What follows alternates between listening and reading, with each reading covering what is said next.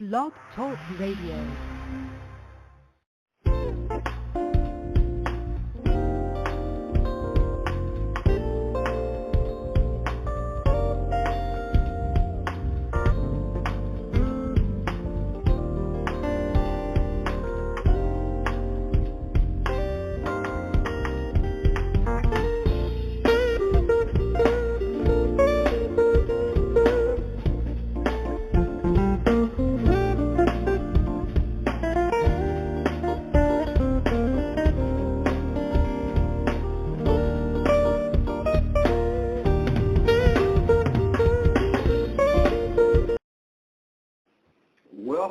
Welcome everybody to Morris Talk Live 100. I'm your host, Tarhaka Amana Elbay.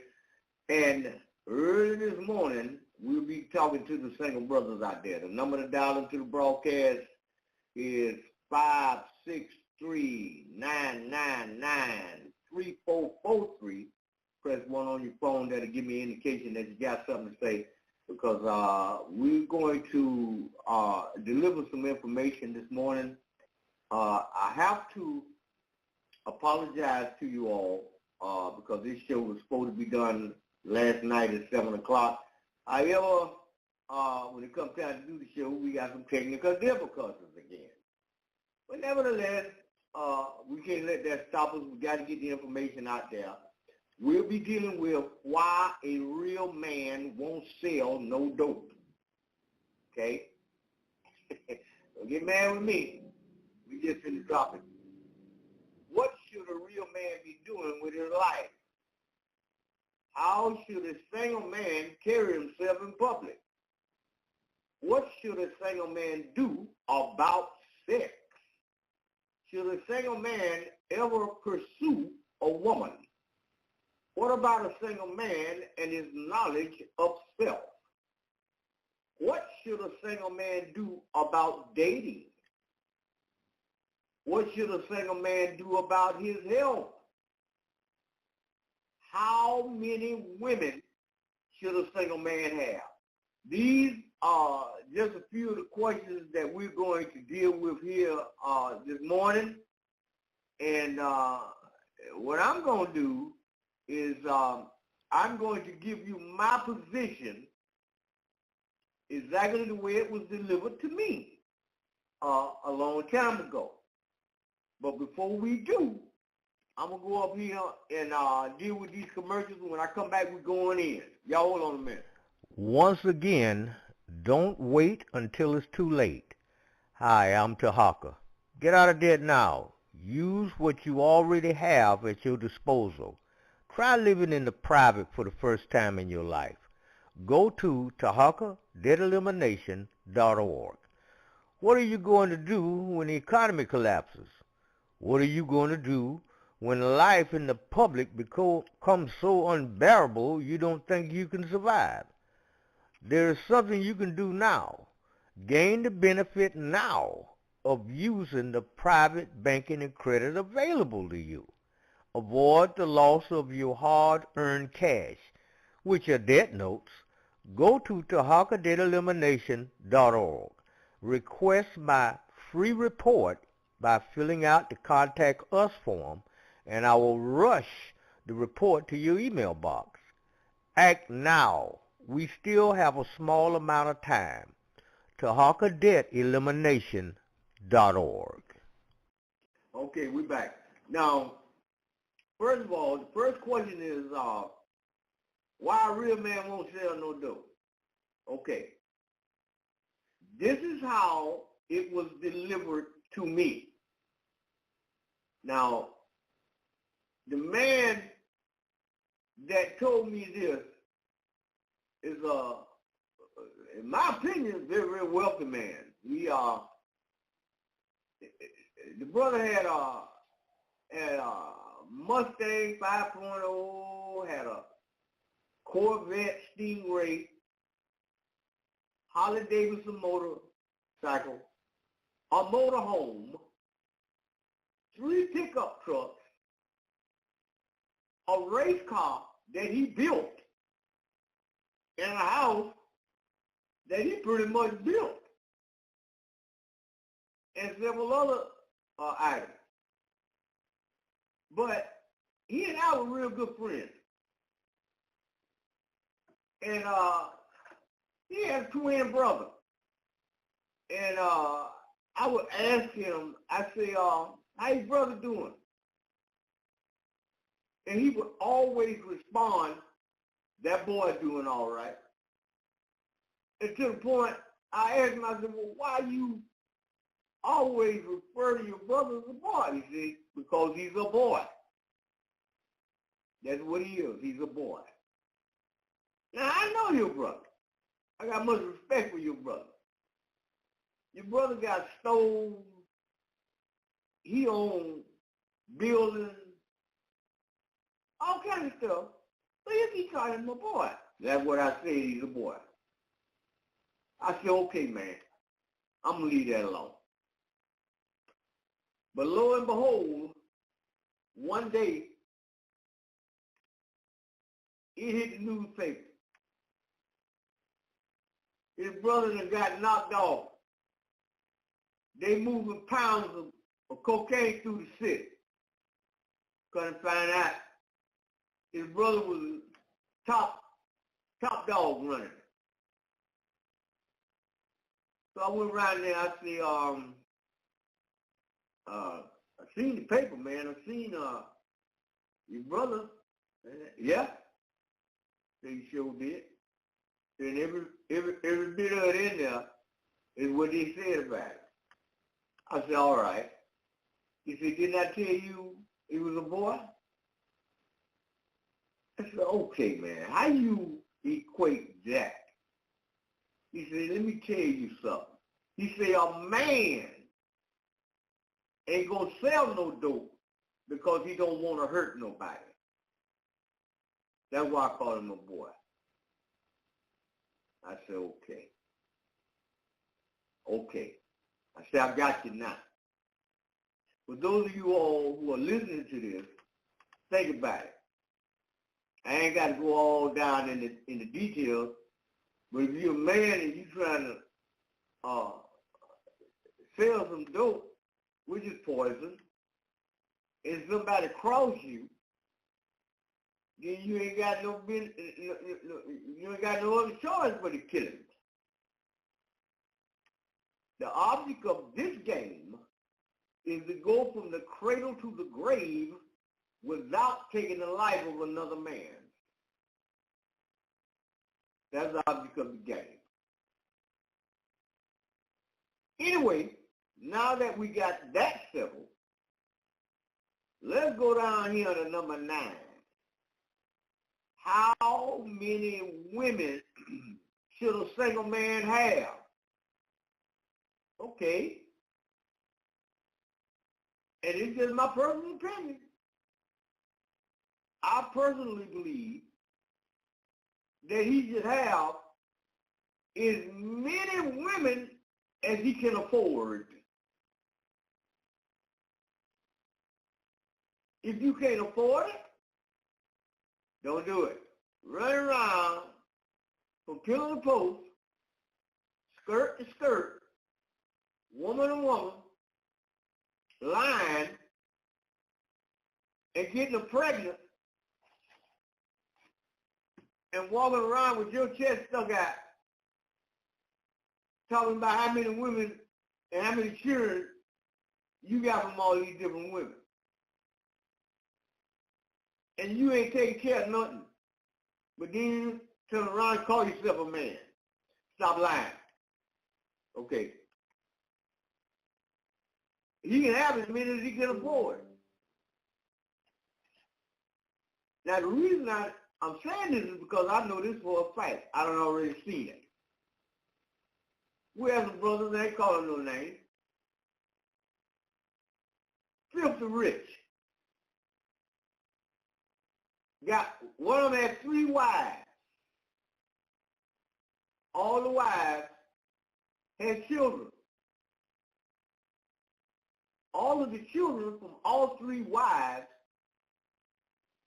the children don't know what it's like to go out and get a job working for another man in a company.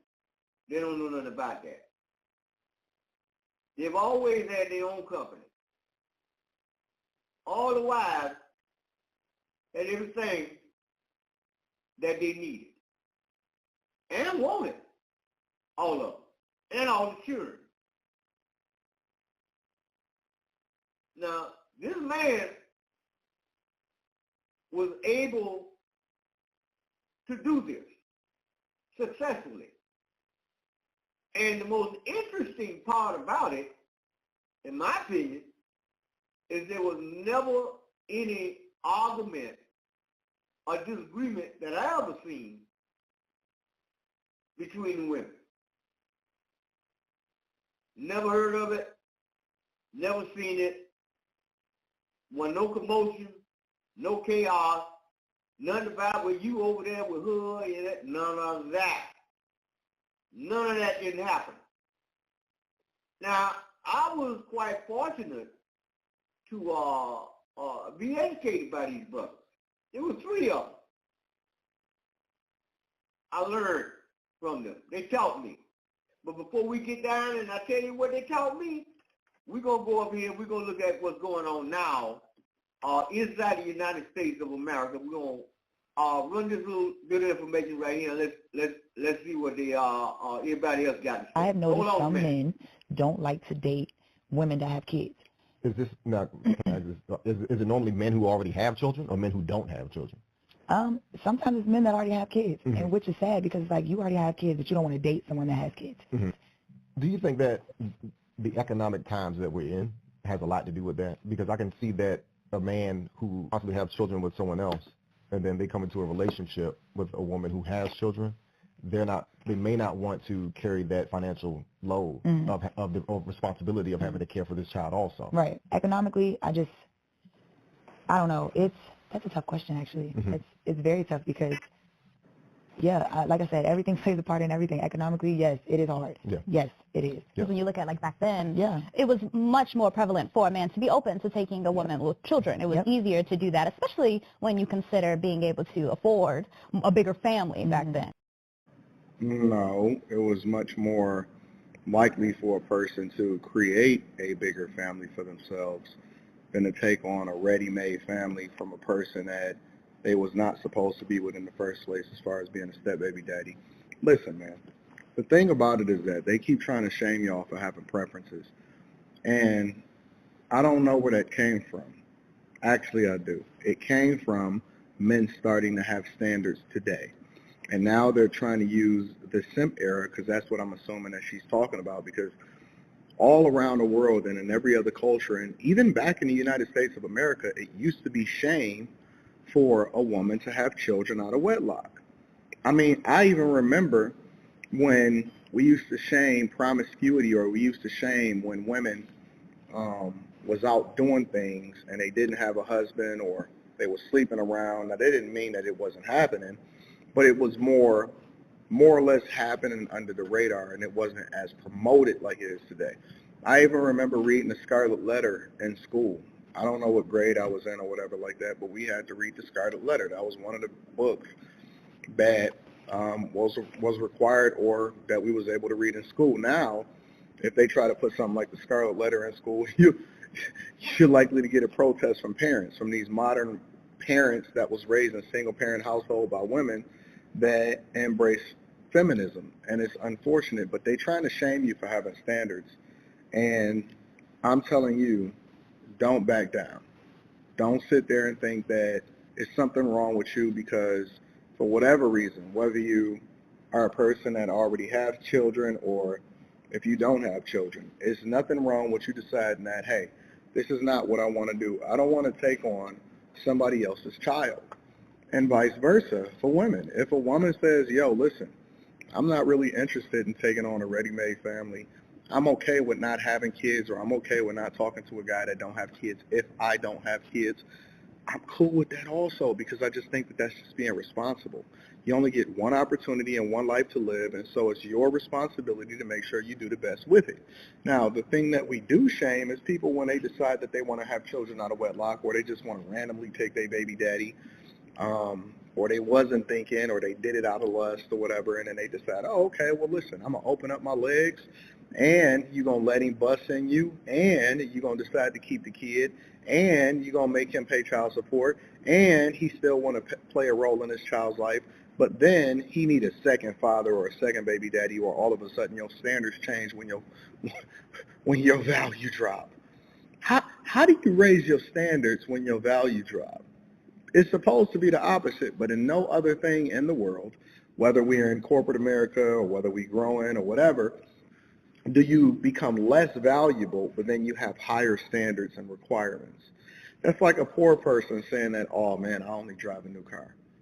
When on average, a person that is getting money usually has a car that's not as new, but it's paid off and it's generating a lot of revenue for them because they don't have to spend a lot of money on things that you would have to spend on money in order to impress people that don't care nothing about you. And it's crazy. But the guy made a really good point that I've never actually heard anybody make online. He said, what if that guy that does have kids, because she was trying to act like it's selfish. She was trying to act like, how dare them, not accept us for the way that we are.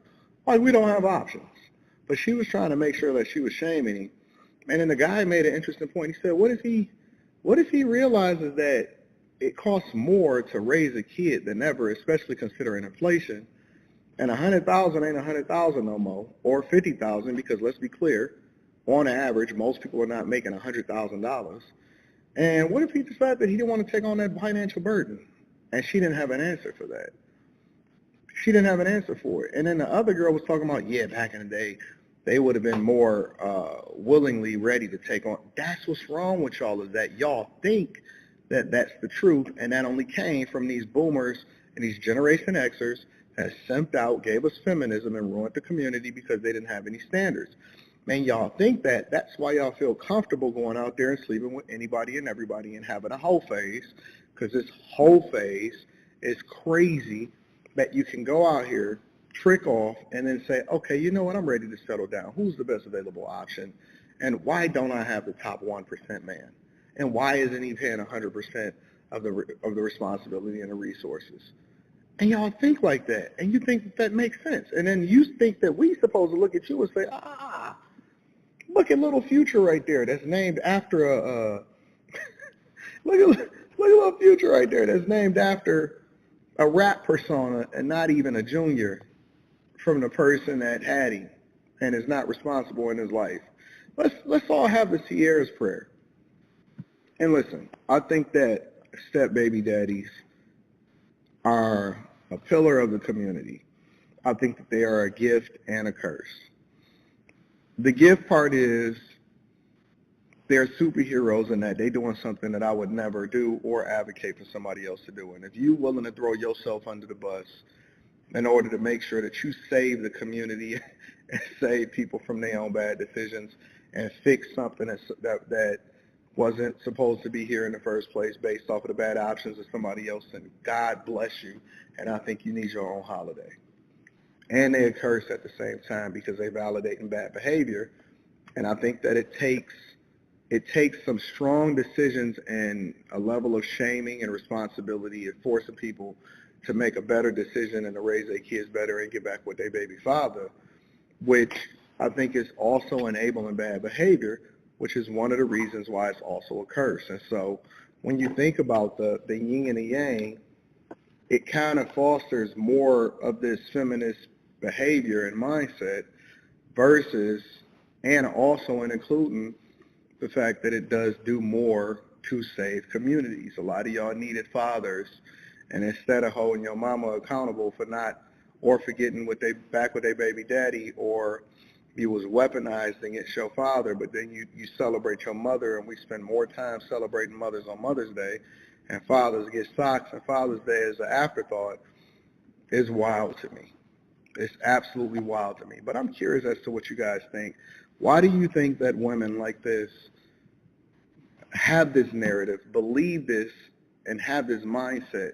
Do you think that it's as a result of what men did yesterday versus what they're doing today? Or do you think that men are just starting to open up their minds to their preferences and ideas, and they starting to get the microphones and communicate with each other to educate each ourselves on why we should do things differently? I can't wait to read the comments.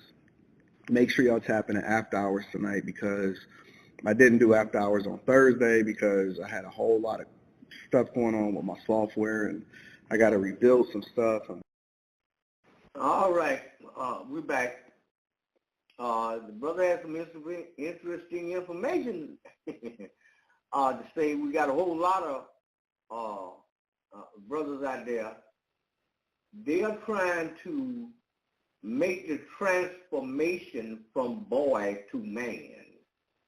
And a lot of them are having a lot of difficulty, and they're really doing the best they can, but they just don't have the proper guidance that I can see.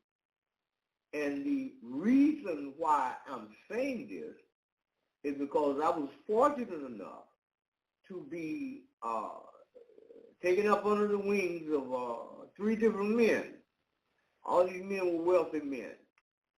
And they told me pretty much the same thing.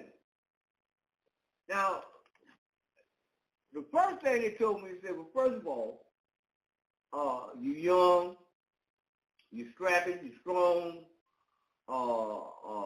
you look good, you're well-groomed and all that right here, but you got to get your mind right. I said, well, what do you mean? He said, first of all, the first thing that you're supposed to do is get yourself together. Get your head right.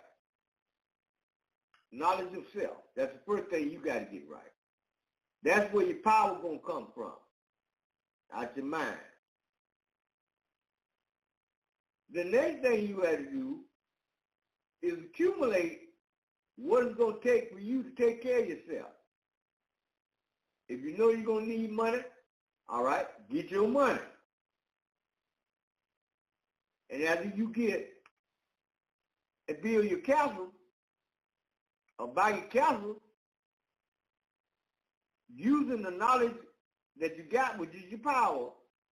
Now to that, you can afford to engage with a woman and children, but you can't get that mixed up. You got to start with you. First, you get the power. That knowledge of self. Then you get the money, whereby you can build a castle, you can get your horses and your chariots, you can do all that. All this right here is what you are supposed to be doing. One of the questions is, how should a single man carry himself in public? That's one of the questions. The next question is, what should a real man be doing with his life? Both of these two coincide with each other. First you get the power, then you get the money, and after that, then you get the girl. Because you can take responsibility for it. Now, you don't get no woman, and if you cannot afford her, they different from you. See, me and you, we can go out and get us a pair of pants, some socks, some shoes, and a shirt. We good to go. Not her. She got to get her hair done. She got to get her nails done. She got to get some panties. She got to get a slip. She got to get a bra. She got to get all this right here. And so once you deal with her, you got to be ready. But you can't be ready until you deal with you first. First you get the power. As a result of having the power, then you get the money. And after that, you got the girl. Okay, now, they came out with these 3 steps in a movie called Scarface. But I was accused of stealing this information from the movie. I said, what are you talking about? I was taught this before the movie ever came out, years and years before it came out. I didn't, it took me a hard time in life to finally realize how to get it right, after they done told me. Because, you know, sometimes people tell you things, you hear what they say, but you don't listen to the point that you're willing to do what they say and do. And you have to remember, well done beats well said every time. So it took me a while. But finally, I was able to remember what they had told me. I said, well, okay, I'm going to try this. I'm going to go ahead and do this. And as a result of doing it, I'm now officially have made the transformation. And I feel like I'm qualified to go over this broadcast with you, brother. So we might have some brothers out there that's under the impression that I'm not going to get the power, but I'm going to go get the girl, and me and her going to get together to buy the house. Nope, we didn't say that. I'm going to go get the girl, and she going to give me the money so I can go get the power. No, I didn't say that. All right. We finna roll on. We're going to take another little quick break, and y'all hold on a minute, be right back. All right, everybody. Don't forget, the greatest focal point in your life is when preparedness and opportunity meet. Hello, I'm Tarhaka Amana El Bay. I want to give a shout out to all the brothers and sisters across the country that got our secure party and credit information. It was now officially operating in the private. Keep in mind, you can access the direct treasury account, private banking, knowing the difference between public and private and being able to function correctly. Do that OID. Learn about your 1099s. You can do a whole lot of stuff once you have the knowledge to do so. Go to TarhakaDebtElimination.org. That's TarhakaDebtElimination.org. Fill out the Contact Us form, send it to me, and I'll send you my free report. TarhakaDebtElimination.org. Okay, we're back. Now, let's deal with, because I'm going to deal with this thing about young men being raised by single parents, because we got a lot of this going on. And then, of course, we all know in this society, the so-called black man, which is no such person, is being has been under attack for years and years and years because of his identity and his prowess and all of these things, and the fear of certain people. We done dealt with a lot of this information in the past, but I want to deal with the brothers who are being raised by single parents, okay? And then when we come back, then we'll go down into some more of this information about talking to the single brother. So there's a lot of single mothers that always be asking about why some of these brothers are so turned up on some of the sisters, even though they was raised with a single mother and didn't have a father. Well, I want you, let's review this clip of what this brother say, because people really don't understand. They don't even want to talk about how bad some of these mothers are. Somebody tagged me in a post, and the post said, how do black men grow up with single mothers and don't have respect for black women? Let me tell y'all a story. I was talking to a woman some years back, and I gotta say talking, I can't even say dating, because it was really just something casual. But she had kids. One of her sons was like 17, 18 years old. I get a text message at 2 o'clock in the morning talking about come through. I think the house is empty, so I show up for Bible study. Long story short, praise and worship starts getting... Okay, so he said, so he thought that the kids was gone, they were doing their own thing, whatever, right? But that woman knew the whole time when she called that man over, her sons was there. Okay, she knew this. Extremely loud, and the headboard starts hitting the wall, and she says, oh, we got to be quiet. My son's in the other room. Whole time I've been banging on this man's wall. I ain't even know it. I ain't signed up for that. Low-key, I felt bad for Buddy. The next morning comes, I hear him washing dishes, walking around the house, talking to his homeboy about playing Call of Duty and all that. It's time for me to go, and I say, hey, I don't think it's best that your son sees me. She says, oh, he'll be all right. I'd even taken into account how any of that may affect him. And it concerned me because... And it does affect him. Seeing man after man after man coming in and out the house that's not their father, hell yeah, that has an effect on a boy and a girl too. It definitely has an effect. How many men has he seen come in and out of his house like that? How can he respect another woman when a random man cares more about his well-being than his own mom? A lot of times y'all ask that mother respect question assuming that the mother was respectable.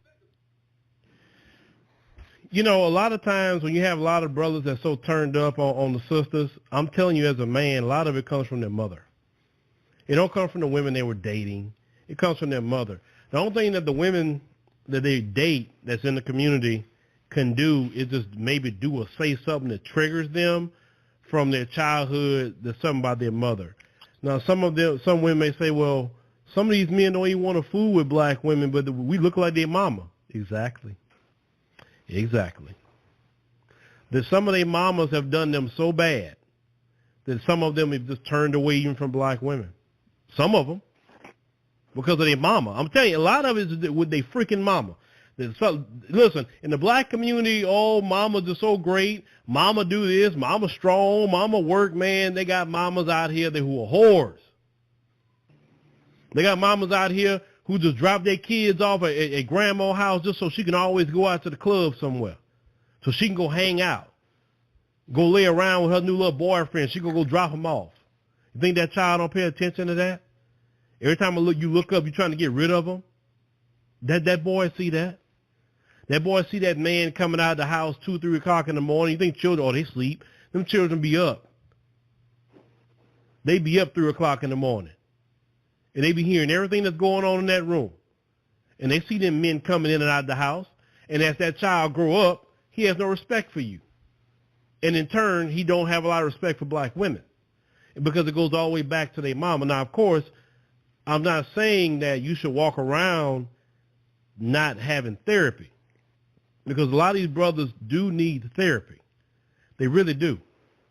And it's okay to go get therapy about what happened in your childhood and how it affected you because, you know, black men are always trying to be told our feelings don't matter and stop being weak and oh, what you being emotional for, you acting like a girl and, you know, it just forms of abuse that happens to black men a lot of times. This whole society has taught everyone to, you know, downcast, downtrodden, and just put down black men. This whole American society has done that. It's on autopilot when it comes to us as black men. And the only thing that we can do as black men is take our power back by getting into therapy if we have some issues like this, and then moving forward. That's why a lot of them brothers like the Passport Bro movement so much, is because it gives them a freedom of choice. It actually gets them to get away from everything. Everybody, this whole American society has taught them to be anti-black. Even in our own community, we have anti-blackness. So a lot of times the brothers that don't know what's going on or feel worse and feel bad about what just happened, more so than these females. And that's why some of these brothers will be so turned up like that, and some of them want to even have a conversation about black men. Of course, that's not an excuse. Listen, every time a black man has something to say how he feel, it's never an excuse. It's never a reason. It's never. Because, see, it's nothing black men can say good enough. Nothing black men can say good enough to suffice some of them. So that's why I tell brothers, don't worry about what they say. Just do you, whatever you think that may be. Because you need to get some healing and you need to get some peace from somewhere of what happened in your childhood. But let me know what y'all think about what this brother talking about, and have some of you brothers been put in a situation like that you went to a house, female house, you didn't know her kids were there, and the son saw you or something like that. Let us know. All right, we back. Okay. Share them out for it then. Okay. And keep in mind that we're going to convert this this show into a video and put it up there on YouTube. And don't forget to subscribe to my channel. If you have a comment about anything that you hear in here, go ahead and let me know. You can do a thumbs up, thumbs down, or whatever you want. If you don't agree with it, it's okay.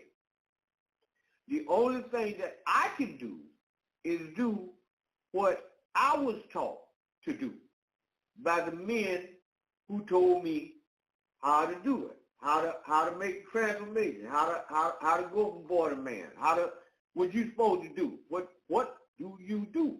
And we got a lot of young men out there that don't know this.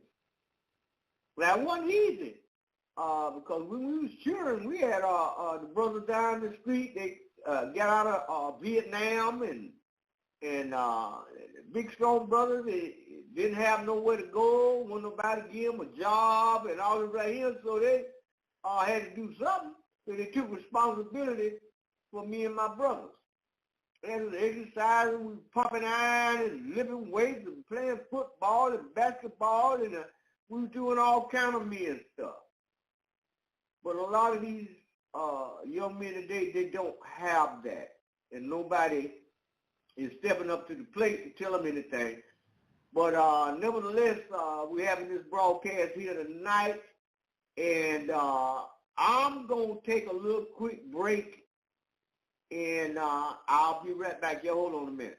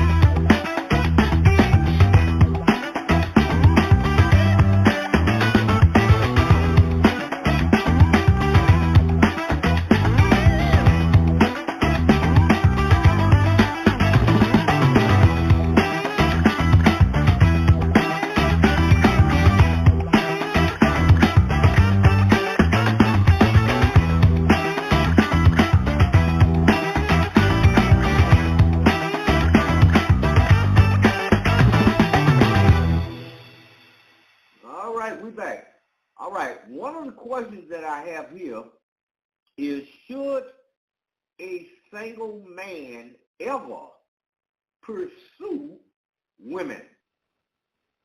Once again, this is what was taught to me. The men that taught me said, let me tell you something. Women are the hunters. You are the hunted. Do you understand? I said, no. But she's pretty. He said, I'm going to say this again. Women are the hunters. You are the hunted. Now, we done already told you, first you get the power, then you get the money, and then, okay, you get the girl. Your job is to be busy learning everything that you could possibly learn so that you could take care of yourself. Because if you ain't got nothing, you can't get nobody nothing. Okay, that's real easy. All right. You take care of you. You put a roof over your head, and I don't care if it ain't nothing but a cardboard box. That's your box. Then you go get your horses and chariots. You go get your bank. You go get your companies. You go get everything that you're supposed to do for you, by you, for you, to benefit you. And now we're ready to go on to something else. Let me tell you something. When I was in high school, I was dating a girl. But one night, it was about 9 o'clock at night, I get a phone call. The woman on the other end said, you need to come over here and get this woman out in front of my house threatening to beat my daughter. And she's saying that you her man and y'all in love and this, that, and the third. I said, what? Who is this woman? She told me the woman's name. I said, I don't know her. I don't know her. Well, undoubtedly you do, because she's out here. She's saying that you her man and you and her go together and y'all in love. And I said, what? Now keep in mind, this was on the weekend, but when it's time for us to go back to school, and keep in mind, I'm just in the 9th grade. I had to go get somebody to point the girl out to me. And come to find out, this girl here, I didn't even know her. But she had to concocted some stuff in her mind about I'm her man, we go together, and you around here to a girl who everybody in the school know I'm dating, and you threatening to whoop her about me, and I don't even know you. Isn't that amazing? That is some amazing stuff to me. I seen the girl. She's very, very shapely, you know. She wasn't no other woman, you know, but I don't know you. And you around there in front of my girlfriend's house, threatening, want her to come outside so y'all can fight because you done lied and told her that I'm your man and we in love. And I go, what is this? Well, it goes all the way back to what the men had already told us. First of all, you are the hunter. She's the hunter. You're supposed to be taking care of what you got to do. And don't worry about that. Her, just take care of you, because there will be no shortage in your life of women. If you busy taking care of your responsibility for yourself and preparing yourself to do what you got to do as a man. Now, I'm going to take a look at some statistics, and when we come back, then we'll go back in. Oh, y'all okay? Last week, I delved here into recent data from the CDC suggesting major problems with regard to the mental health of our adolescents, surges in depression and suicidal ideation, especially true for our girls. This week, I found cause to worry about young men. This headline from The Hill, it caught my eye. Most young men are single. Most young women are not. The story reported that as of 2022, Pew Research Center found 30% of U.S. adults are neither married, living with a partner, nor engaged in a committed relationship. Nearly half of all young adults are single. Now, look at these numbers. 34% of women, twice as many, a whopping 63% of men. What explains that? I pulled the Pew study and I read with interest. Turns out since 2019, the share of single men who say they're looking for dates or a relationship has declined from 61% to 50%. In 2018, 28% of men ages 18 to 30 reported they'd had no sex in the past year, compared with 18% of women of that age. The Hill report said men in their 20s are more likely than women in their 20s to be romantically uninvolved, sexually dormant, friendless, and lonely. They stand at the vanguard of an epidemic of declining marriage, sexuality, and relationships that afflicts all of young America. Among the causes, among the factors, a reliance on social media and online porn. But also, more young women are hooking up with each other or dating and marrying slightly older men, and heterosexual women are getting more choosy. Other troubling statistics about men come from a 2021 study from the Survey Center for American Life. They found the share of men who have 6 or more close friends, which in 1990 was 55%, by 2021 had shrunk by half. Meanwhile, those with literally 0 close friends, which stood at 3% in 1990, has zoomed to 15%. An expert quoted by The Hill said this disconnect can have catastrophic consequences for young men. Quote, in the worst case scenario, the young American man's social disconnect can have tragic consequences. Young men commit suicide at 4 times the rate of young women. Younger women are largely responsible for rising rates of mass shootings, a trend that some researchers link to their growing social isolation. Well, those words reminded me of a conversation that I had over a year ago right here on CNN with NYU professor Scott Galloway. But the issue is, when you have a group of men, the lower half of attractiveness of men, and online dating, which has doubled, now it's about half of relationships, and the top 20% of men in terms of attractiveness get about 60% of the interest, you end up with a group of men that are more prone to conspiracy theory, more prone to misogynistic content, more prone to not believe in climate change. So this is the American story. If it's written with a pen whose ink is failing young men, does not end well. This is an existential crisis, failing young men. As always, Professor Galloway was prescient. Back with me now is Scott Galloway. He's a professor of marketing at NYU Stern School of Business. He's a serial entrepreneur. He's the host of the Professor G podcast and author of multiple best-selling books, most recently, Adrift, America in 100 Charts. Scott, thanks for returning. Hasn't the advantage always been to those with the looks and or the money? What's changed? First off, Michael, I just want to say thank you for raising this issue a year ago when a lot of media companies were afraid to talk about this for fear of it being pro-men was somehow being anti-women. Look, this is returning to the natural order of things.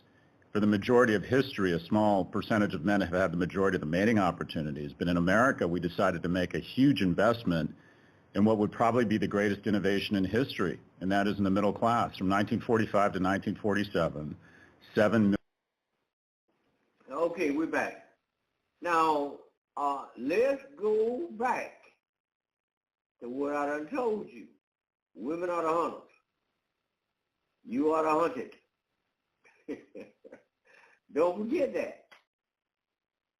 Should you pursue a woman? The answer is no. No. Don't do that.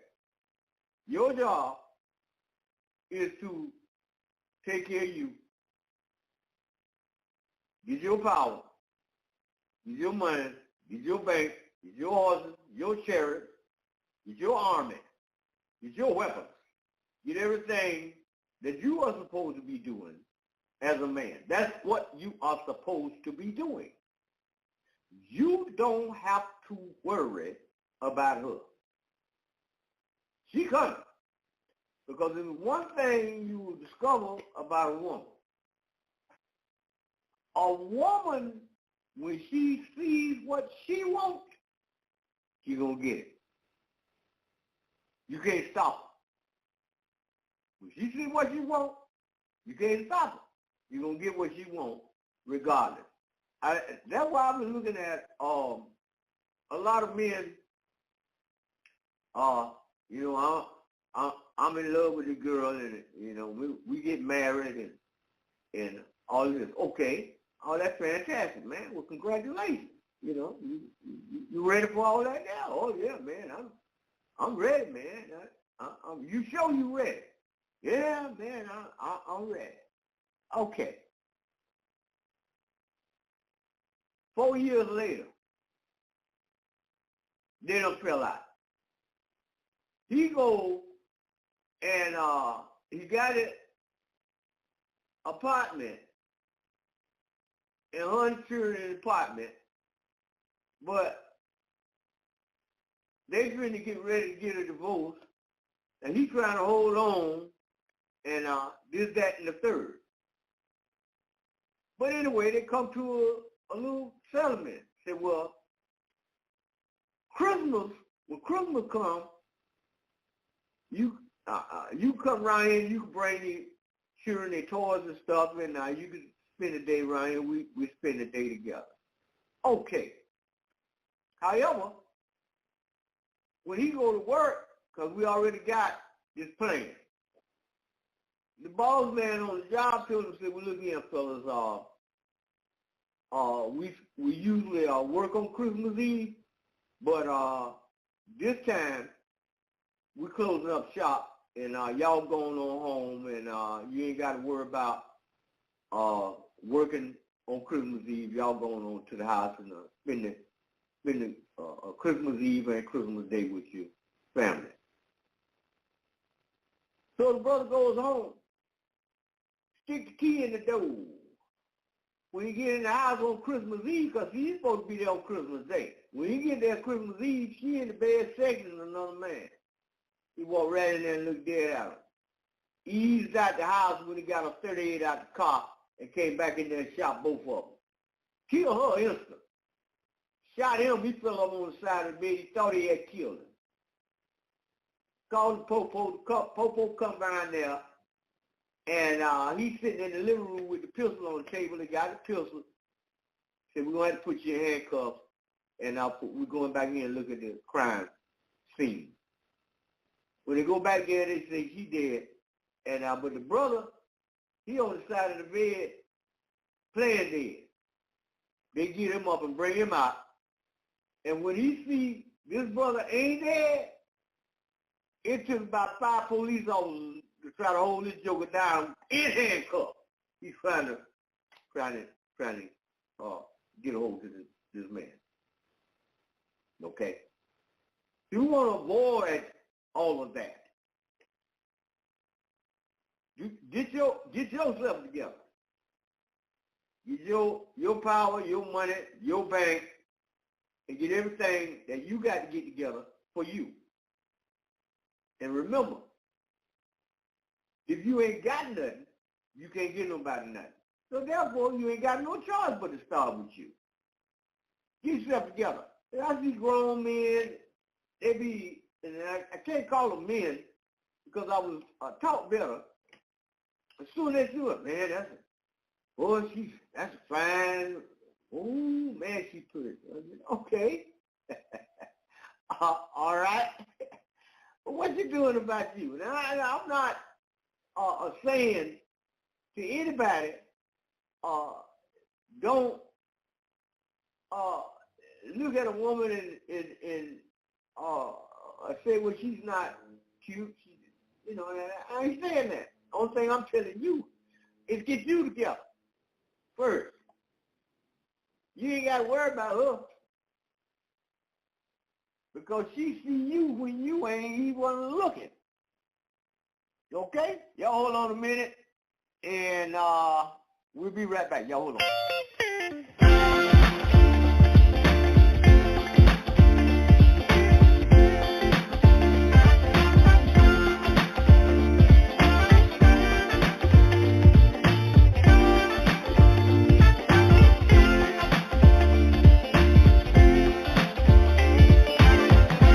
On this road,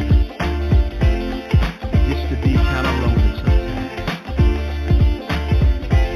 But you see, I know I got a good woman waiting at home for me. Fellas, if you know what I'm talking about, I'm gonna text my baby and let her know that I'm on my way. Hey, babe, Yeah, I'm on my way. Ain't gonna take long, no, no, no. Ooh, just one more day. Oh, baby. Can you hold yourself together? And remember, I'm your only fella. And when we make love tonight, we won't be dreaming. Girl, we'll be together. Oh, yes, we will. We're gonna make love all night until the morning light. We can't do no wrong, baby. I'm home tonight. Yes, your man is home. Oh, baby. The man is home tonight. Yes, your man is home. Ooh, wee. The man is home tonight. Woo. I'm so glad to be near you. Oh, how I long for your touch. I need your loving so badly, baby. Girl, I can never, never get enough. Touch me, baby. I like it. You send chills up and down my spine. I know you got what it takes for me, baby. Oh, girl, I'm gonna love you to the end of time. We're gonna make love all night until the morning light. We can't do no wrong, baby. I'm home tonight. Yes, your man is home. Oh, girl, your man is home tonight. Yes, your man is home. Ooh, baby, your man is home tonight. You're so satisfying in everything that you do. Tonight when we make love, baby, girl, I ain't gonna never, never turn you loose. Your love and touch, so satisfying. You know I'm glad that I made you mine. Oh, baby. Yeah, yeah, yeah. Hey, baby. Ooh, your man is home. Oh, baby. Your man is home tonight. Your man is home. Oh, baby. Big dad is home tonight. See everything you do, girl, I like it. Every time you touch my body, baby, I'm so glad to be near you. You know your man is home, baby. I'm gonna give you what you want. Yes, your man is home. If you let me, baby, you got me rocking and reeling. Woo! Oh, God, what a feeling. Do you feel it, baby? You're not dreaming, baby. I'm not dreaming, baby. Oh, we're together right now, baby. I want you to know, baby, your man is home. Your big daddy is home tonight. You make me want to say, oh, your man is home tonight. All right, we back. Okay, let's get down into some of this stuff right here that I've already been through. But what I would like to know is how would you have handled the situation? Okay, I'm sitting outside, just relaxing, just chilling, you know, and done all my work, and I cut the yard, and I got the trees trimmed, and the egged up, and done all that, so I'm gonna sit out here in the cool of the day and just relax. All of a sudden, I see this woman coming up the road. Starting to find out she was a friend of mine's sister. I remember her from back in the day. She got married and she'd had children and all of that. I didn't know what ever become of her, but I do remember she was his older sister. I remember that. And she said, I ain't seen you in ages. I said, I ain't seen you in a long time either. She said, you mind if I sit out here with you? I said, sure. Hold on, let me get you a chair. You come on out here and sit down and we can talk and, you know, shoot fat and stuff, you know, just an old friend of mine. I never, even back in the day, I never considered her nothing other than you my friend's sister. That's it. I ain't seen nothing past nothing else other than that. But she told me, she said, you know, I got married. I said, yeah, your brother told me you got married. But you know what? I said, what? She said, me and him didn't get along. I said, you didn't? No. I had to end up. I shot him. I said, you did? Yeah, and I stabbed him. And I went out there and I bust out all the windows in his car and I flattened all of his tires on his car. I said, you did? I said, was that bad? She said, yeah. She said, but you know what? I said, what? I always had a crush on you. I said, wait a minute. Hold on.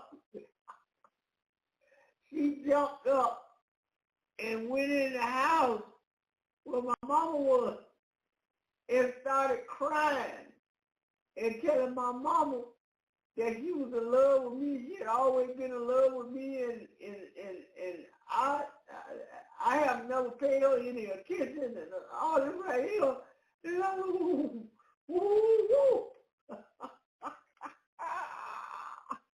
But anyway, it still goes back to the same thing that I already told you. They're the hunters. You hunters. Okay, let's roll on. I don't even forget. She run out the house and run around the corner. And here come my brother around the corner. She come, man. She come here crying, man, what you did? I said, man, I ain't did nothing. I said, we sitting out here talking. And she told me she was married. She told me she shot her husband. He said, yeah, she sure did. And she told me she stabbed him. Yes, she did that too. And flattened all four his tires and bust out his windows in the car. Sure did. And then she turned around and told me she was in love with me. He said, well, oh, shit. He said, all right, okay, bro. I'm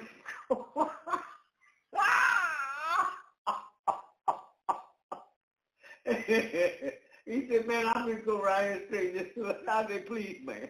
Please, help me out. He said, man, I don't believe this. I said, believe it. Believe it. I'm telling you the truth. I ain't never telling you so you no lie. Never. But anyway, let's take a look at some more of this little stuff over here and see what else we got. This time,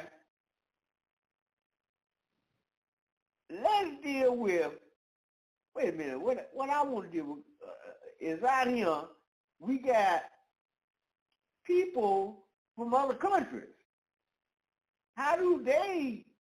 What do they think about the brothers? And how they feel about it. Okay? Let's take a look at this. It is Wild Wednesday, and I'm going to get wild and offensive with my videos because I think it's time somebody digs deep into our culture and into our people to figure out what is going on upstairs with our women. Divorce is on the rise more than ever among Middle Easterns, whether they live in the Middle East or abroad. And just like we saw among westernized countries like America, when the women became independent is when the family structures collapsed. They collapsed to the point where now women are waking up and saying, you know what, I want a home again. I want my kids to have a healthy home. Well, the Middle Easterns are not there. We are at the point where we are collapsing because not only are women independent asking for a divorce, but we also have culture shock. A lot of our women are extremely spoiled. Yes, I said it. A lot of our women are extremely spoiled, and the men cannot keep up. What is happening with our women? We went from a point where Arab men used to tell each other, marry her young, مشان تربيها على إيدك, so you can raise her your way, which is not right either. Come to find out, المرأة ما بتتربى. You cannot raise a woman because we get to a point where we know what we want. And did you guys know that 70% of divorces are initiated by women? And of those women, 90% of them are college educated. Are they sick of the abuse and they want out because they know they can support themselves? Or do they no longer want to make the sacrifice for their marriage? Let's talk about it. You know, all these non-black women, they really want a black man. They don't want to deal with their own race of men, because the people who are racist, you know, like the Indian, the Arab, the Latino, who tell their daughters not to date black guys or their sons not to date black girls, they have the most problems in their relationships. That's right. That's the reason why they have to be racist, to try and keep their daughters or their sons away from dating black people, because that's who they truly desires and wants to be with. If not, why would you have to teach them to be like that? If you didn't think they would sleep with a black guy, why do you have to teach them or train them to be racist? You're doing that out of fear. So that's what you must understand, that these racist groups, they really want to date a black guy or a black female. You know what I hear a lot of Middle Eastern guys saying these days? They're like, I don't want to marry an Arabic girl because I have to pay for the wedding, and then she wants a wedding planner. She's going to spend hours explaining to the wedding planner what she wants when she can just call the florist and send her a picture off of Pinterest and it's done. Then she wants me to buy the house that she wants me to hire an interior decorator for when she's a professional shopper and she's in the same stores that the interior decorator is going to be at anyways. And then, fast forward, she's going to divorce me and take half of everything anyways. I might as well marry a white girl that's going to pay for everything with me. That way, when she divorces me, it's her cut anyways. She earned it. She paid for it. Why do I need an Arabic girl? And on top of the Arabic girl is going to bring me, her mother and her sisters are going to be at my house all day, but then my parents are never going to be in my house because it's not comfortable for her. Your mom is too opinionated, but her mom's not opinionated. Makes sense, right? You see, now, another thing you must understand about dating Arabs is that they are used to being spoiled, or they like being spoiled. Why do you think their men have to make sure they have money? They have to open up stores in black hoods and black communities. Because if they don't have the money, they're not sticking around. You know, and that's why other groups of people, they focus so much on not supporting black businesses. And they don't want black men to have money. They like to see you in poverty. Because like that, you won't be able to take their women. You understand? That's why they don't support black businesses. But Arabs, they like guys with money. They want to be spoiled. Just like Asian, white. You know, these other groups, if you a black guy, long as you have a good job or you're making good money, you can't sleep with them. I highly recommend marrying black men. A lot of Arab and brown women are reaching out and they're trying to find black men. And I say black men are kind. They're very secure in their masculinity. They're also gentle. They're also not like I see this a lot in the Arab community because they grew up in it. Men get very shy that their women are out there, or their women work, or their woman does something. And black men are very chill and secure about it. Like, she's on her deen, she's respecting herself, I'm not going to feel shy about this. And that's a huge cultural difference that I definitely appreciate from marrying a black man. So do yourself a favor, ladies. Find yourself a black man.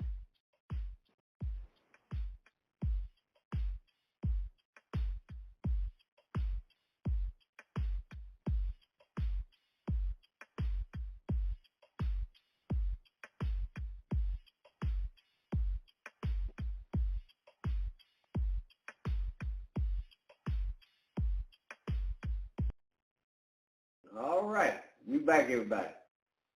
Now, let's go down the line and see what else that we can deal with here. And keep in mind, I'm just trying to help out the single brothers out there. I'm trying to get you to look at this thing from every conceivable angle so that you won't just be single and don't know what to do. And I feel like if you know what's going on, then you can do something about it. Well, let's take a look at who you are and what you had the ability to do in the first place. Now, this next bit of information I'm going to run, keep in mind, we're talking about you. We are talking about you and what you done on this earth in the United States of America. Okay? Because in my opinion, if you had the ability to do this, then I don't think there's nothing that you can't do. In my opinion. This is just my personal opinion. Hold on a minute. Let's roll. According to research by the Marketer's Guide to African American Millennials, Black millennials are currently 57% more likely to drive a Cadillac than those of other races. Cadillac's premium sports utility vehicle, the Escalade, continues to be a favorite of many in the Black community. Outkast arrived in the Super Bowl 53 in 2019 halftime act in a vintage Cadillac convertible. And I think we all remember Snoop Dogg's Cadillac, the Snoop DeVille. And in the 2006 single, Throw Some D's, Rich Boy boasted, just bought a Cadillac. In the 1970s and the 1980s, it is believed to be only a strange stereotype that black people love Cadillacs.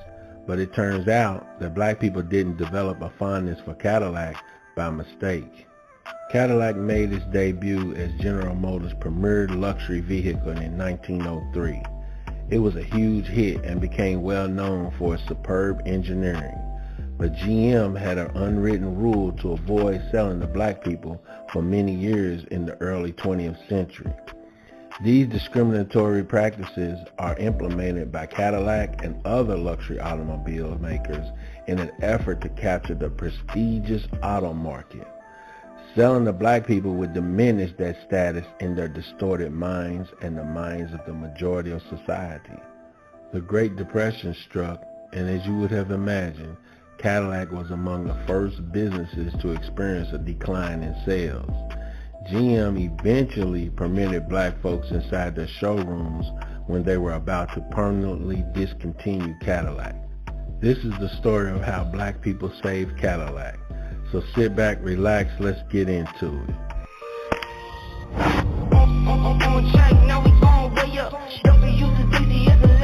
Cadillac arrived on the American scene around the start of the 20th century.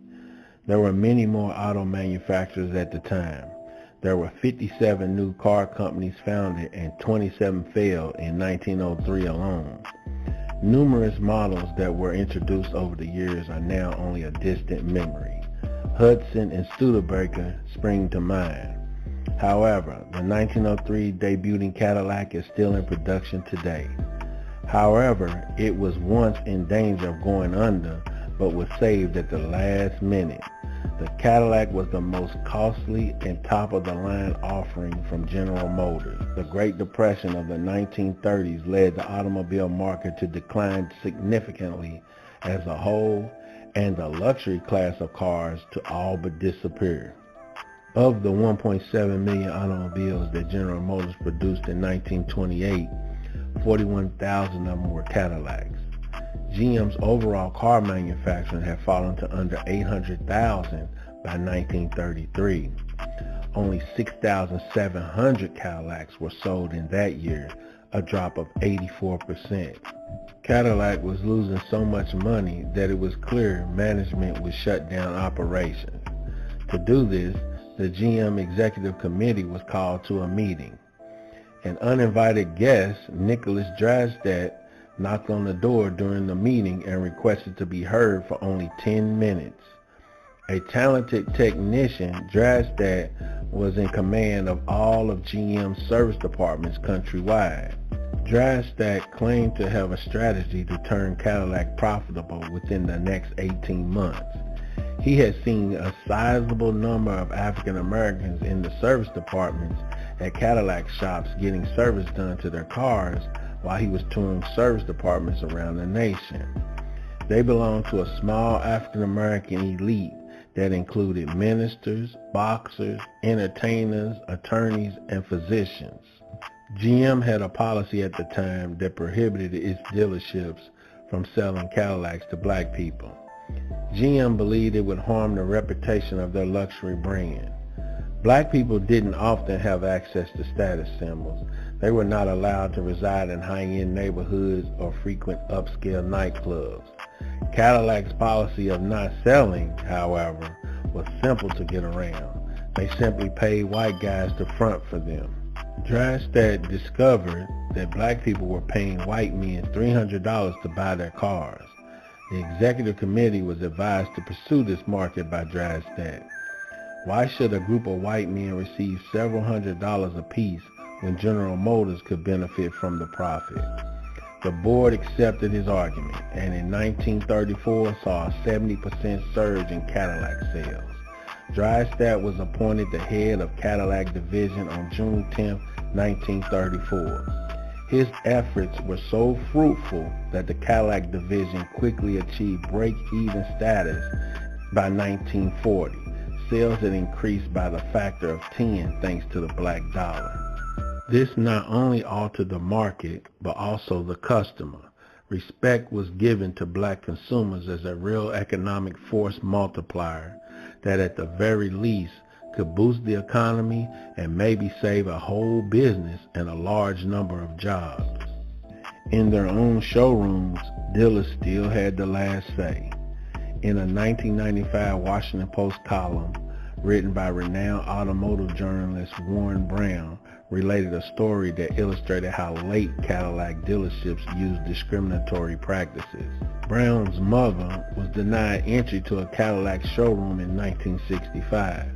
The fact that she ultimately purchased a 1965 Coupe de Ville from a white guy in a nearby city demonstrates that dealerships continue to employ racist practices more than 30 years after Drystadt's historical meeting. Drystadt's campaign to remove discriminatory sales policies in the 1930s does not appear to have affected Cadillac's marketing. The division did little, if anything, to actively seek out black clients while wanting dealerships to stop turning them away. Cadillac's advertisements during the 1970s showed a world of glitz and elegance that was only made up of white people. The company wouldn't consciously increase the diversity of its marketing until the 1990s. Perhaps more than any other car, the Cadillac has come to represent prosperity, but not just any success, but the American dream, a kind of success that is within everyone's reach. Successful black people in the South would drive a caddy to church on Sunday mornings. A good word to describe this is flossing. Cadillacs were, and unquestionably still are, the automobile to get decked out in candy paint, flip trunks, and classic Vogues in order to go to the park and compare rides with your friends on Sunday evenings, especially for younger black people in a location like Houston, Texas. The majority of Cadillac's study on black people indicates that we do not wish to be singled out or treated differently. It merely demonstrates that we want inclusion and treatment as real Americans. Cadillac uses imagery of black professionals and families in their commercials, similar to how white people are frequently portrayed. The goal is to inspire a warm and fuzzy feeling by appealing to certain aspects of black culture, including attire, language, and body language. It's clear that Nicholas Drystadt's push for marketing to black customers prevented Cadillac from collapsing. Since then, the company has received acclaim for being upfront about its involvement in unfair sales tactics and for making an attempt to adopt a socially responsible attitude.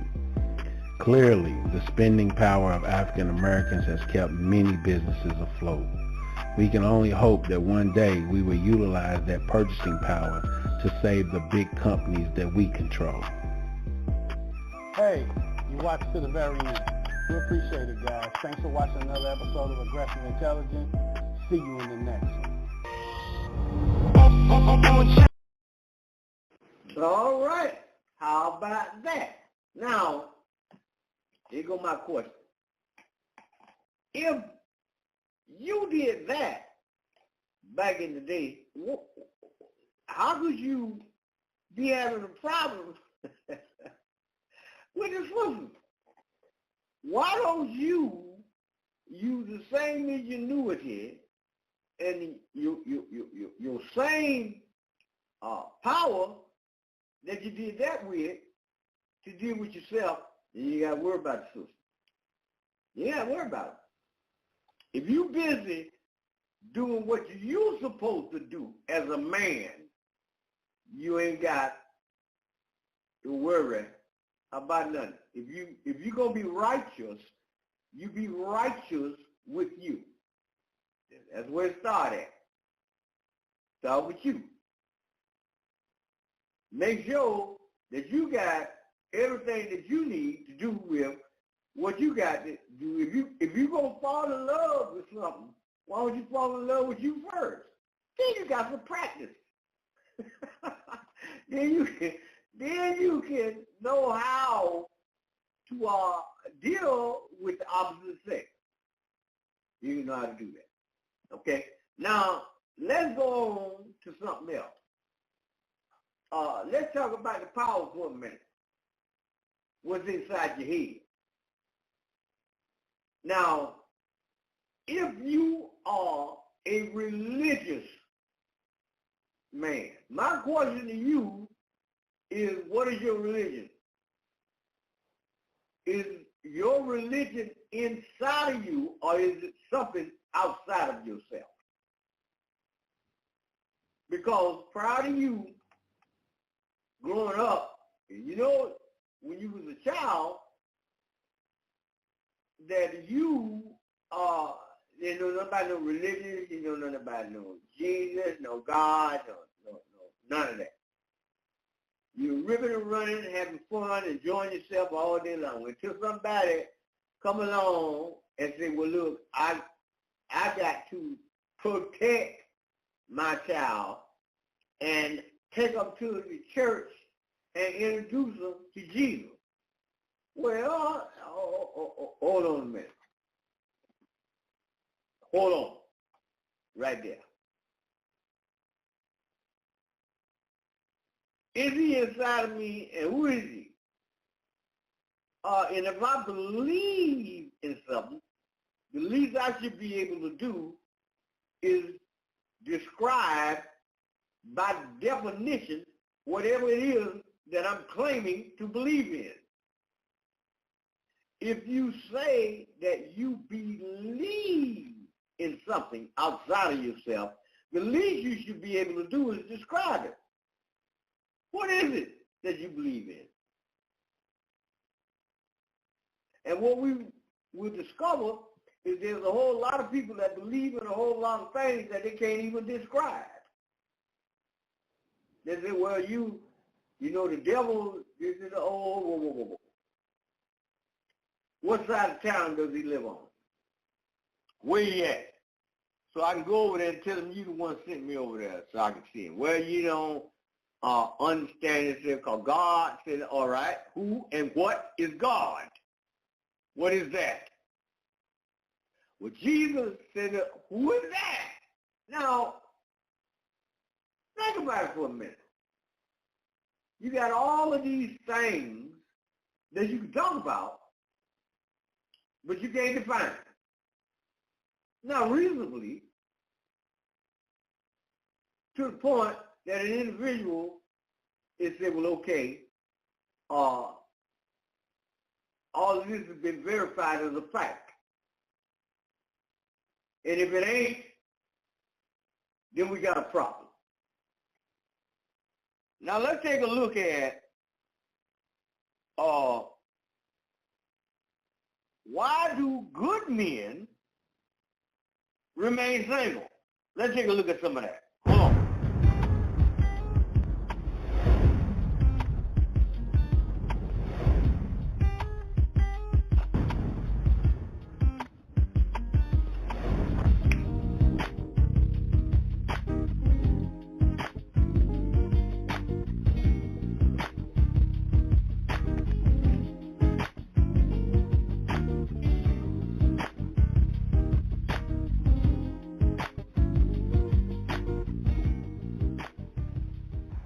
out of 100 of my friends, 85 is single. 85 is single. Some of the most qualified men in America are living bachelor lifestyles.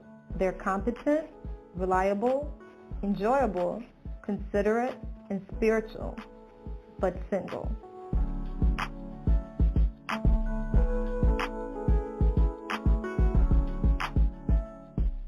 How many African-American men do you know that are somewhat successful, that I'm a single male, I don't have any kids? Not to say that if I did have children, I wouldn't be a rare commodity. I just don't at this time. Because I wanted someone to be just like my mother, because to me, my mother's perfect.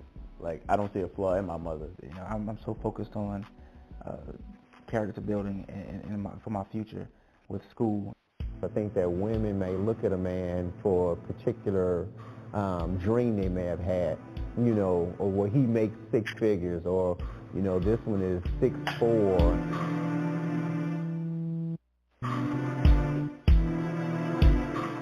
I thought it was important to do this film because I wanted to give men a platform to share their stories about singlehood and also help women understand, you know, that they need to look deeper and look beyond a man's surface when they're trying to have them commit and engage into a relationship. Once we start to, you know, build momentum, you become kind of timid.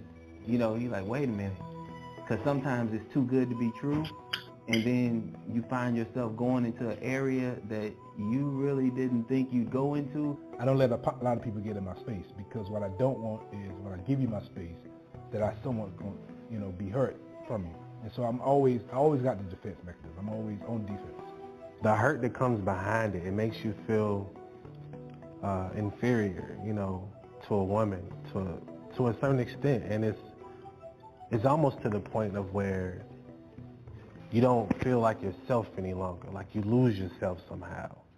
Like, you know, the strength of what you were before is just no longer there anymore. You break down.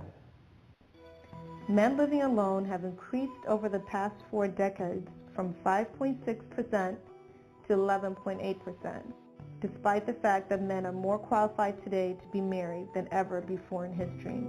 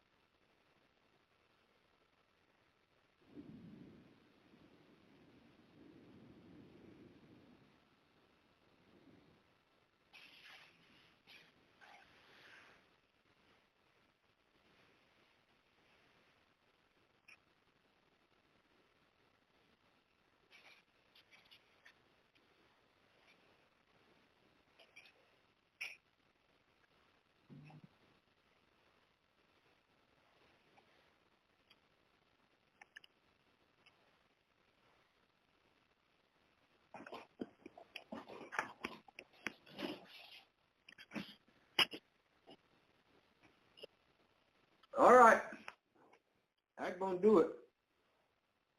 And we back. All right, now, let's see now. Let's deal with another case in point. When I first moved into my home, I had a girlfriend that I would date in the morning. And then I had one I would date in the afternoon. However, there was a woman that lived around the corner from me.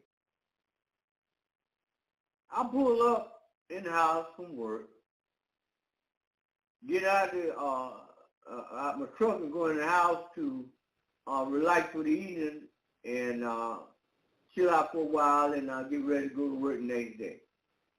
However, she told me, she said, excuse me, can I have a word with you? I said, sure. Let me go ahead and take off these work clothes and I'll take a shower and then I'll be over there. Okay. So we done that. When I came over there, she said, come on in and have a seat. My reason for inviting you over here is because I wanted to talk to you. I said, well, okay.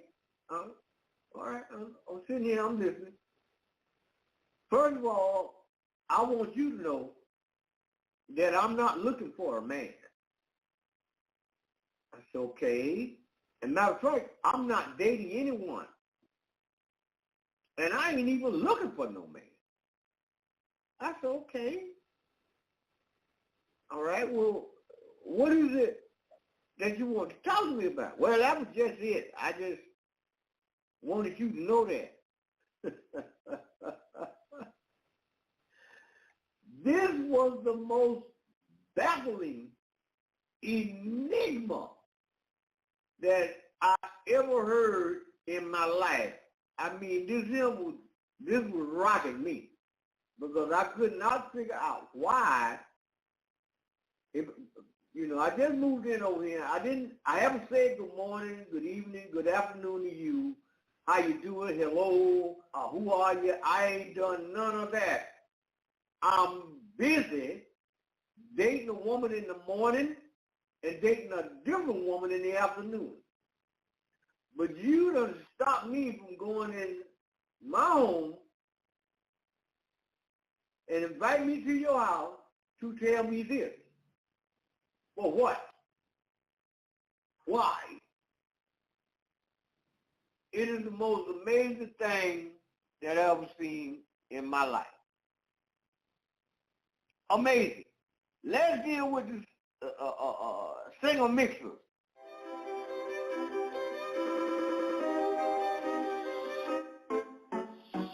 What's good, everybody? It's your boy, O'Shea Duke Jackson, back at it again with another episode of the Celebrity Junk. Dima, crip walk music! So guys, I just got informed about last night this particular TikTok video that is going viral amongst the black internet. And it comes from a particular young lady by the name of Danny 2Q. I believe that is the sister's name, Danny D2Q. And like I said, she's a very, very attractive young lady, right? And she went to a singles mixer, all right? I don't know where this was. And only women showed up. Now, we can't play her video because it has a copyright song with Tyrese in it. But if you can look at it, the women didn't look too bad. They looked very attractive. And there was no men there at this mixer.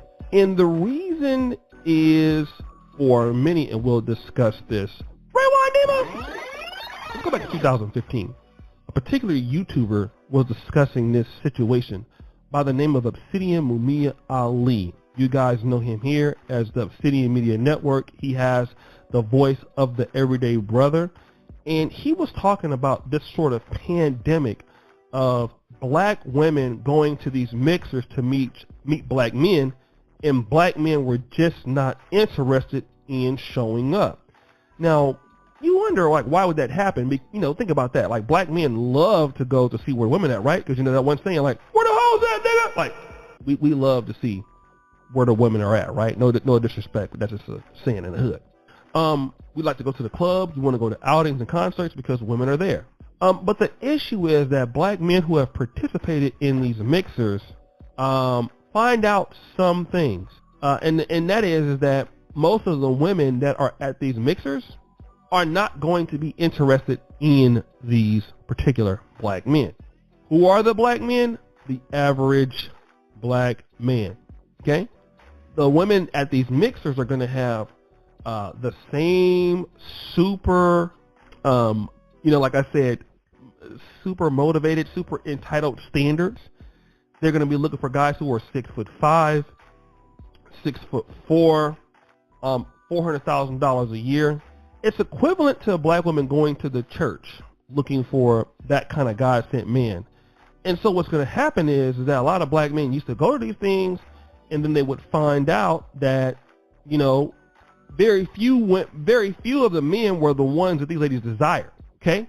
So you may have like 80 guys come to the mixer, and you might have 200 women, and then you may have one guy that might leave with 3 phone numbers because those women were not interested. So a lot of black men started to realize that these mixers were actually a waste of time. It was much better to, save your money and go to things like Tinder, Match.com, Facebook, you name it, or just go talk to chicks in the streets and you'll get that. So that's one of the one reasons I learned from Obsidian.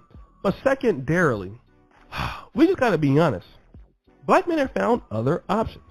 That's something that we don't want to talk about, but it has to be talked about. And again, this is coming from somebody from the Pan-African community.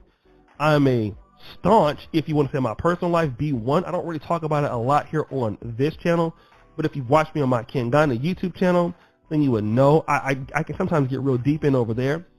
And then, like I said, me and the other brothers in the community, we try to talk about what's going on in the black world all the time. And what we've seen is that a lot of brothers have experienced different levels of treatment from other ladies. What does that mean? That means that a lot of ladies come to these mixers, most likely are educated, most likely over 35. So these are women who are having trouble finding men in their own respective professions. And so the men that they would be interested in, I've already found a community of women that they can talk to. And these men have already believed that the women that they are dealing with right now are going to treat them much better than these women at these mixers. Meaning that you have some brothers who might date in the Pan-African community. What does that mean? That means you're dealing with women that are Ghanaian American, Ethiopian immigrants that come over to America, Caribbean American, and you will find that these women are much younger. These women have some more traditional values, and these women are not going to be competing for the man with a sort of a masculine attitude. What tends to happen at these mixers, from what I've been told, a lot of these women are really professional. They may have a kid or two, and their mindset towards relationship is not that of compromise. And again, I want to talk about the brother from Focus on Liberia, brother by the name of Leo over there. He says this about, in general, what do you expect from anything you do in life as a result of your participation? And I want to talk about that because it's very, very true. Women at these mixers believe that they're going to show up, some man's going to just choose them, and it's going to go from there. But what do they expect from the relationship as a result of her participation? And what we're finding out as we get deeper and deeper into this black love issue is that a lot of black women expect that things are going to be handed to them irrespective of their attitude, irrespective of what they look like or what they have in the background. And because they are them and they have went to college or they can take care of a kid by themselves, that qualifies them to have a good relationship, when that has nothing to do with her participation in the relationship with the black man.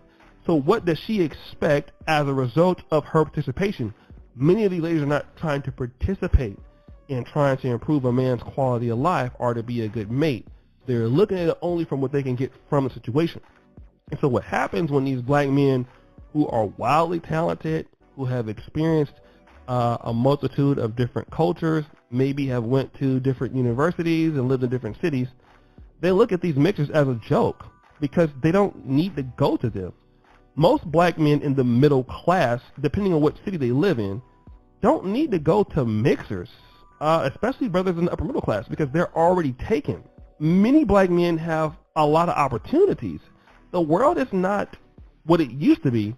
Many black women are competing with the world. God forbid you live in New York City, you live in Atlanta, you live in cities like Philadelphia, you live in cities like Memphis, Detroit, where you have a conglomerate of different ladies there that can compete for a brother that's doing very well. You're competing against the world. So most brothers are not going to mixers because why? They can already get what they want. The women at the mixers can't get what they want, and guys just don't want to show up because it's a waste of their time. It's a waste of their time, a waste of their money. And guys will, if they can see you out in the streets or something like that at the gas station, it's okay. But they're not going to do it. And really what we're seeing is a decline in the interest of black men towards black women. And it has a lot to do with the competition coming from other parts of the world. And it's just really, it's economics. You have demand and supply. And black men have a lower supply, the ones that are really talented, and the women are in a lot of supply. And if you're a guy that's in the upper 20%, 25% of America, you don't have a lot to worry about when you're talking about dealing with a mate. You just don't. And that's why these sisters are at these mixers by themselves. But guys, what do you think? It's your boy, O'Shea Duke Jackson, back at it again with another episode of The Celebrity Junk. I appreciate you for all that you do. Subscribe, hit the bell. Check out the first clip at the top. And as you know, the before remains also. All right, here we go. Now we're back. Let me explain something to y'all, so you won't miss this point right here. One of the most dangerous things in the world for a single brother to be aligned with is another single brother that's a trick. A trick is dangerous. Now, my definition of a trick is a brother who, when he's out and about or wherever he at, he see a woman that looks good or whatever, there you go trying to rock on her and talk to her. Now, he don't know that she's the hunter and he's the hunted. He doesn't understand that. Anytime you, and this is what was taught to me, anytime you find yourself alive with a trick, get rid of him. You hear what I say? Get rid of it. It's dangerous. Trick will get you killed for no other reason in the world than the fact that he's a trick.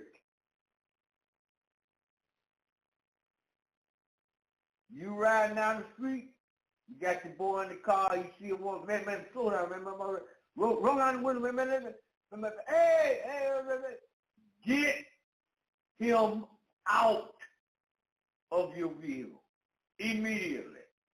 Get rid of him. He's dangerous. This is what was taught to me. Now, I've been in a situation with tricks. But in order to understand this, you have to deal with a little bit of psychology. Now, I'm in the East. All our life, even from childhood, we had cartoons. In the cartoons, we had Alice and Jerry, and let me see, Mighty Mouse, and all these. But in every single case, we had the male chasing after the female. Every single case. All the cartoons. We had one called Pepe Le Pew, where this cat, Pepe Le Pew, he in love with a skunk called Fifi. And he chasing her down. But during that time period, I did not look at the psychology of what was actually going on. And it had never dawned on me that the people that was promoting this information was tricks. And none of them didn't look like me. It belonged to him and not you. It is an amazing thing. It exists inside the United States. But in other parts of the world, where they desperately spending millions and millions and millions of dollars over to keep you from knowing the difference in the fact that you ain't got no business out there tripping. You ain't got time for that. What you're supposed to be doing is taking care of you. You ain't gotta worry about none of that. Okay? Now let's go on to something else. Why are the brothers struggling today? Shift the conversation. Well, let's shift the conversation here just a little bit. So you know it's over. She knows it's over. Now you are back on the dating market. And I think the reason why you and I wanted to have conversations like this was to let other black men know you're not alone. You're not the only ones going through these kinds of things. Now, I've been out of the game. Good God, almost it'll be 8 years coming up in January. So I can't necessarily speak to the goings on out here in the dating market because I just haven't been there. I haven't been out there in a while. I'm fortunate enough to still be in a relationship with the same woman for the last 7+ years. But what are some things that you are experiencing out in the dating market as a black man who has been divorced? Well, let me first say this. Okay. When I got married, I was 28. Oh. So when I came back, when the marriage ended, I was 38. So my expectation of the type of woman that was out here was drastically different. At 28 years old, I didn't have to deal with, I wasn't really in circles where I dealt with a lot of single mothers. I knew there were a lot of single mothers out here, but I was a professional. I was in professional environments. Most of the women around my age at that point did not have children or working on.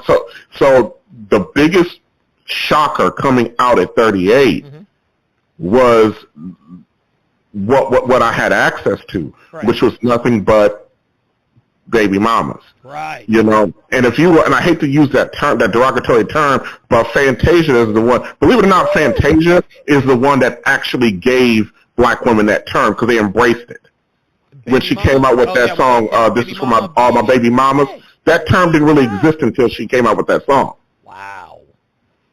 And so that one was out here in the market. And I really wasn't really tripping over it initially because I didn't really have any real awareness, because in black culture, you know, that's normal to see guys dealing with women with multiple kids or multiple guys.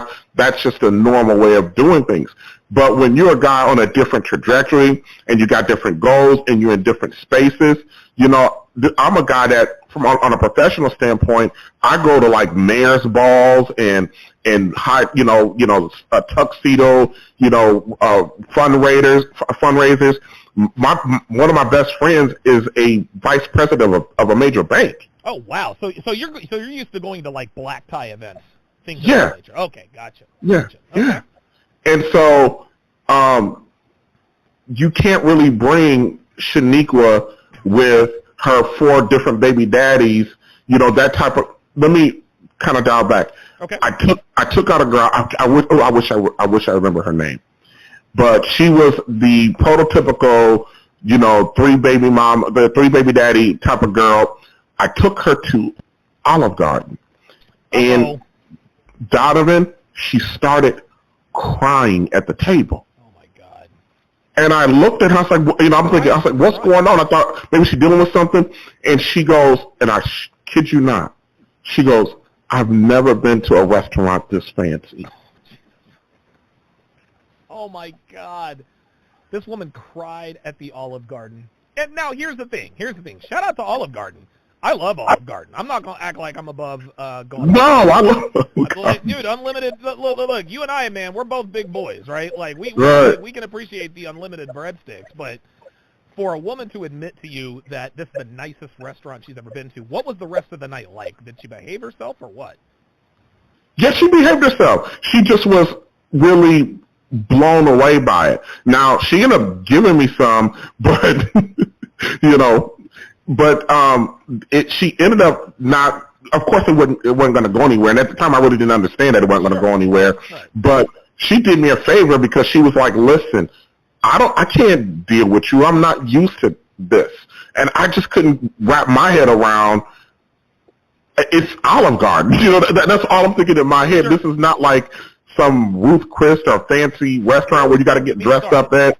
But, but she ended up doing me a favor. But the thing coming back out into the market at that age, man, is the realization that that if what you want in quality, it's going to be hard pressed to find. Yep. And I know that there's issues across all spectrums of men, of course.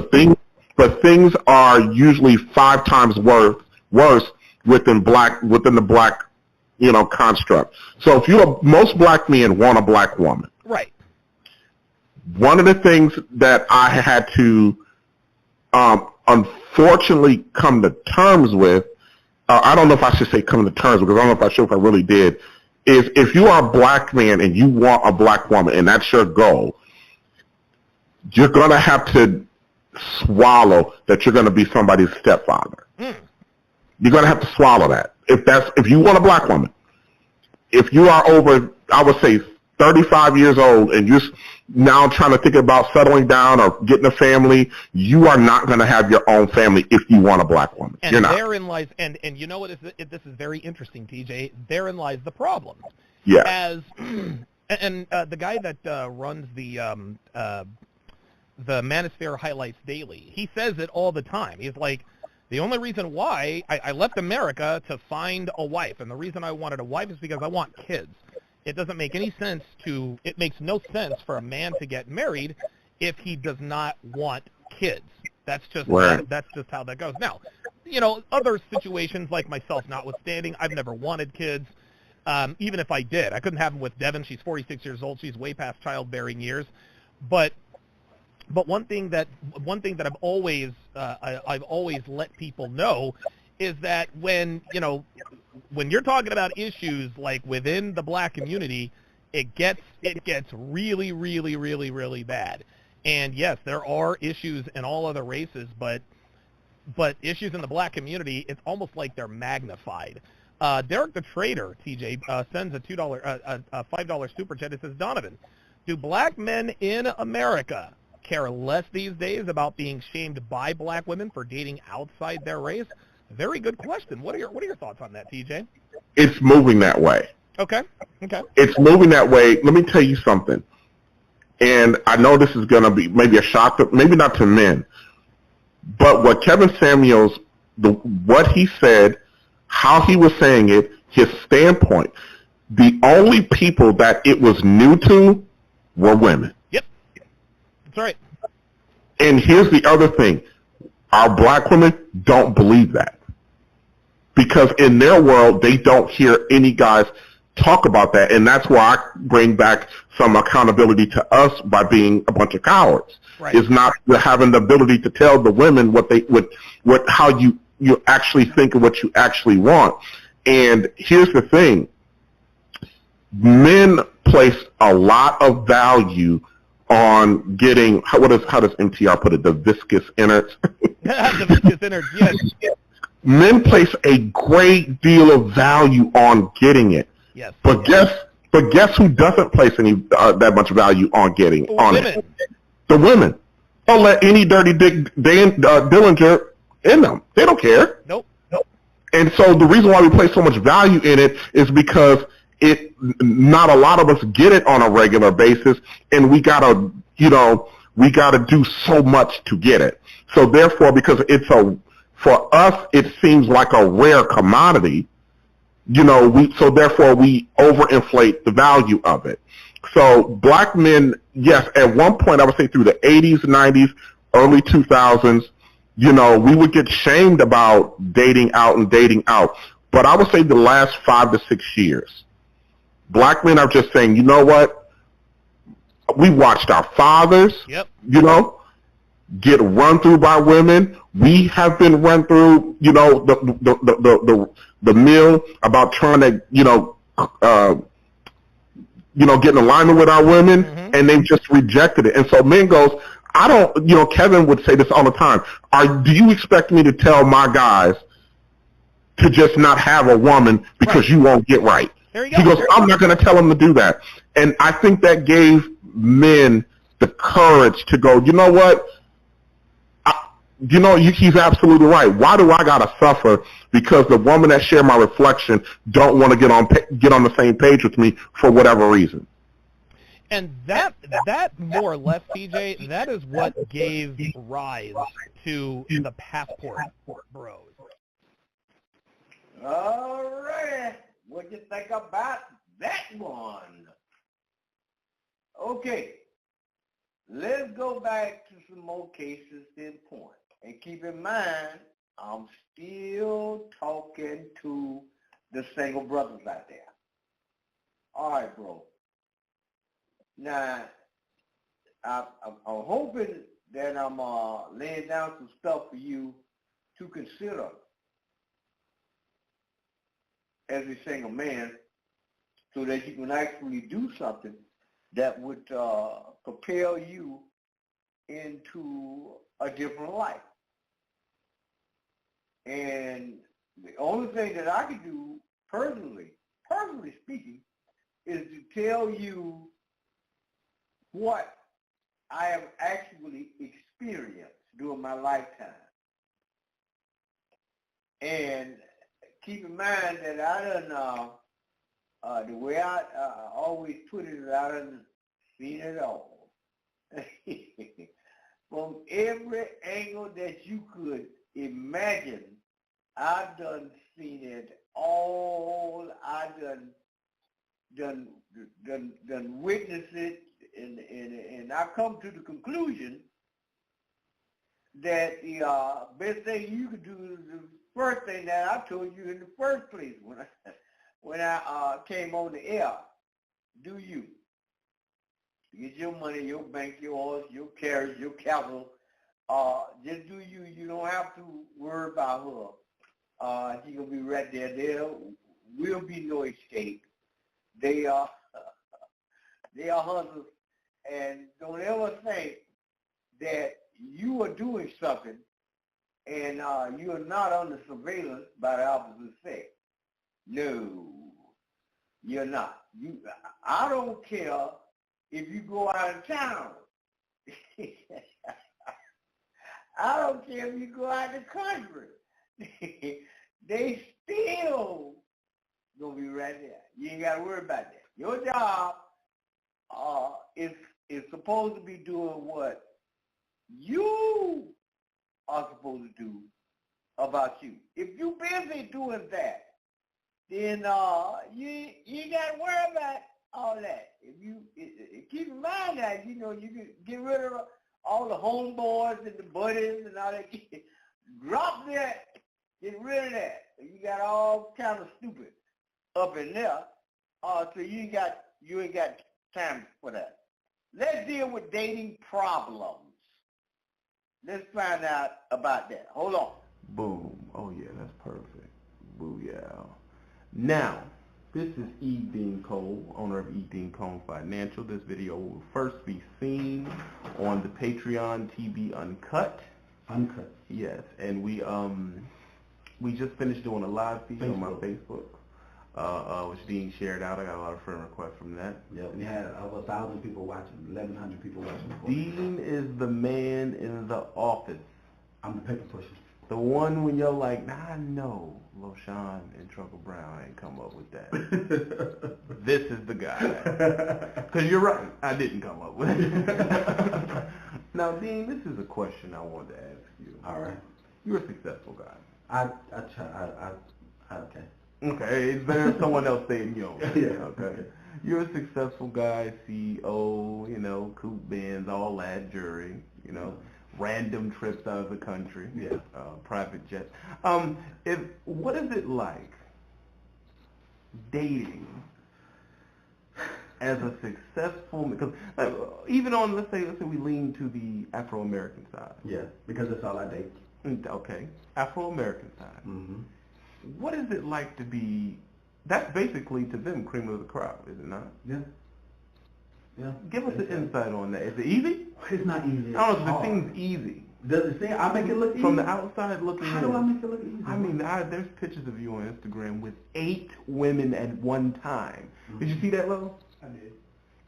I seen a picture of you were with 8 women, lightly clothed. I don't know if you're on a beach or where you were at one time. We was in the Bahamas.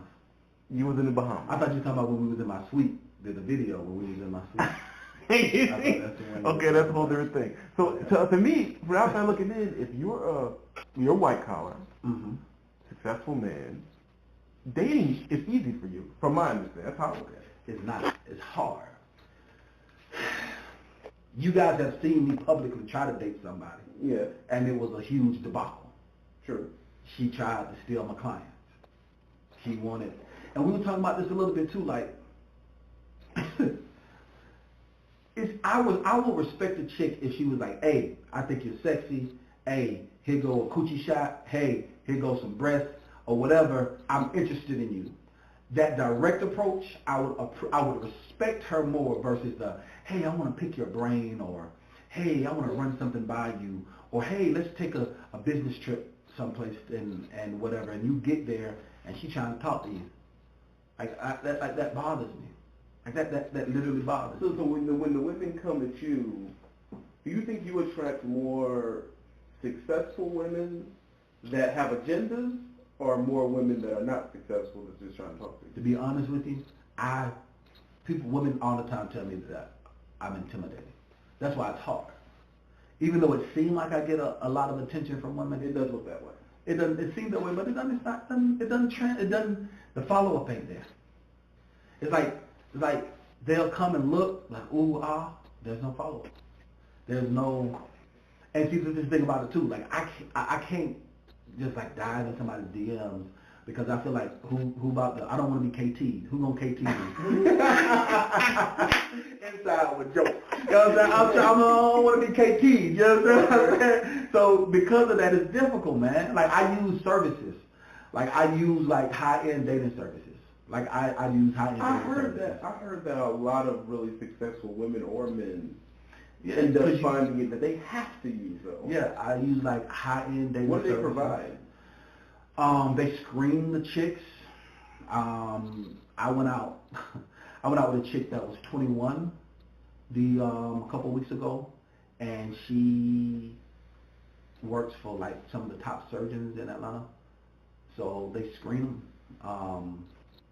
She just 20-year-old just didn't have a headspace. Exactly. You weren't feeling it. She was fine though, but I couldn't connect with her. And another thing is too is like I'm somewhat of a sapiosexual, meaning that yeah, you can be fine, and also my heart has been broken. Like I'm divorced, so that's why it's hard. It makes it even harder for me because I ain't gonna fall for the okie doke. Ain't no fall for no okie doke with me. I done been ran through the mud. Like when I was at the top of my career, I was married, making as much money as I ever made. My wife at the time, ex-wife, did not have to work. She wanted to work. I had to tell her, sit down with our daughter. You ain't got to work. Mm-hmm. But she was, I want to hear me roar type of woman. Mm-hmm. She wanted to work or whatever. But when I went through my divorce, I lost everything. I had a 7-bedroom house, movie theater in the basement. And I was so depressed. I owned a mortgage company at the time. I lost all of it because I couldn't work. I lost. So dating for you, does it feel like business in the beginning? Does it feel like you're a lawyer and you're setting up your liability blocks from the beginning, like I'm gonna block myself from this and that. Yeah. Because it's like this. It's like you want that low hanging fruit. You want Shaquita with the fat booty. You know what I'm saying? You want somebody that's just gonna you want Shaquita with the fat booty because she's fun, but at the same time she has a huge liability. But now you almost need to date someone who's successful on their own. Or somebody who wants to be kept. So now what? Hold on, that don't make sense. Like sugar babies. That's why you see a lot of older successful men with sugar babies. You gotta explain that dynamic. So what a sugar baby is somebody that is like I have 2 homeboys, and one is about to get married to his sugar baby. One of them went through India. They went through all of India, and he helped her start an online yoga company, and now she's knocking down 6 figures because of him, and they're massively in love now. A sugar baby most of the time is a younger girl who is open-minded, who wants to learn, who likes older men, but the man gives them a certain lifestyle. I ain't paying it like that. You know what I'm saying? I hadn't connected in my mind. So I'm still trying to figure out dealing with somebody who's somewhat on my level. Like the young lady that I was telling you about. She does the exact same thing I do, but for government and grants. Who I'm going to go see tomorrow. So you saying you ain't feeling the sugar baby thing? You rather just deal with somebody who's better on your level? Who's on my level? But that sugar baby thing looks like you want to have the advantage. Yeah, it's like that. And another thing about I'm too fly to have a sugar baby. I'm still somewhat young and fly. Like you have these older, wrinkledy guys. Like my homeboys my homeboy who happened to get a sugar baby, he is a day trader, and all he does is trade stocks. And he is weird. He's a weirdo. He's a nerd. So he's socially inept. He can't really. He ain't walking in with swag to pull nobody. Yeah, exactly. So it's for him. Even though he's a younger guy, he's Caucasian. He's fit. He needed to go and get a sugar baby like that. You see what I'm saying? And you feel like I can pull one. Yeah. These things I walk in, snatch y'all the wow. Okay. That makes sense. You know what? That makes sense because as the more successful I get, the more money I get, the more trouble. The more people know who I am. You are massively successful, dude. You are a celebrity. Loshawn, how many times have we gone places and there's a line wrapped around the corner to talk to TV? Okay, I'll give you that. I'll say I'm popular. You're a celebrity, dude. So let's say if I was to start dating. Yes. Right? How would I determine who likes me because I'm popular? Yes. And who just likes me because I'm cool? It's hard, dude. It's hard.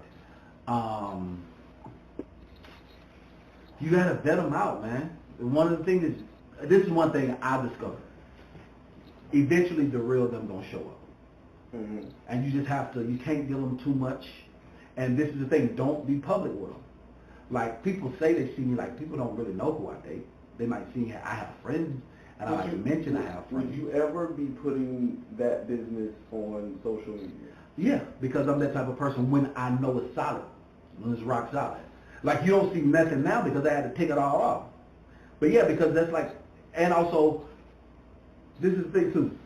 The reason why Shaquita with the fat booty is fun, but she's a liability, is because you're judged in corporate America, in the business world, you're judged by your mate.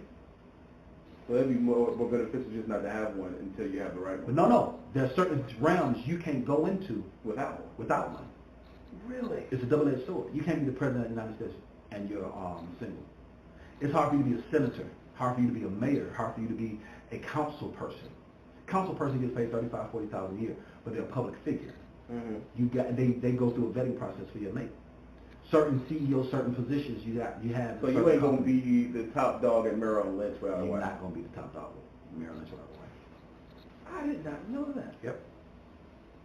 You will not walk into, like if you build it from the ground up like me, but if you walk into a position and they vet you as a CEO and you go through a headhunter process, so you're a liability. It will somewhat somewhat benefit me in business. You were talking about sponsorships, companies looking at me. If I had a wife. Yep. And you think that would help me? Yeah, I know it would. Wholesome. Because in their mind, success. Prime example. When you said you saw me with 8 women, and you said your wife said she saw me with 8 women, first thing came to mind. You're a whore. First thing came to mind. But it's not the case. The perception is of that. But the reality is, I went back to my suite by myself. That night. But you see, in my mind, I thought you had a freaking 8. Origin. Yeah. I thought Dean was in your own true blood. Not that night. But that night I didn't. But but you said it's perception. It's a perception, and unfortunately, perception is reality. Like most times, people say you're guilty until proven innocent. No, you're not. Not in the court of public opinion. In the court of law, you might be, but in the court of public opinion, you are guilty until proven innocent. And then we still kind of think you did. Still, and the stink is still on you. So that plays its part.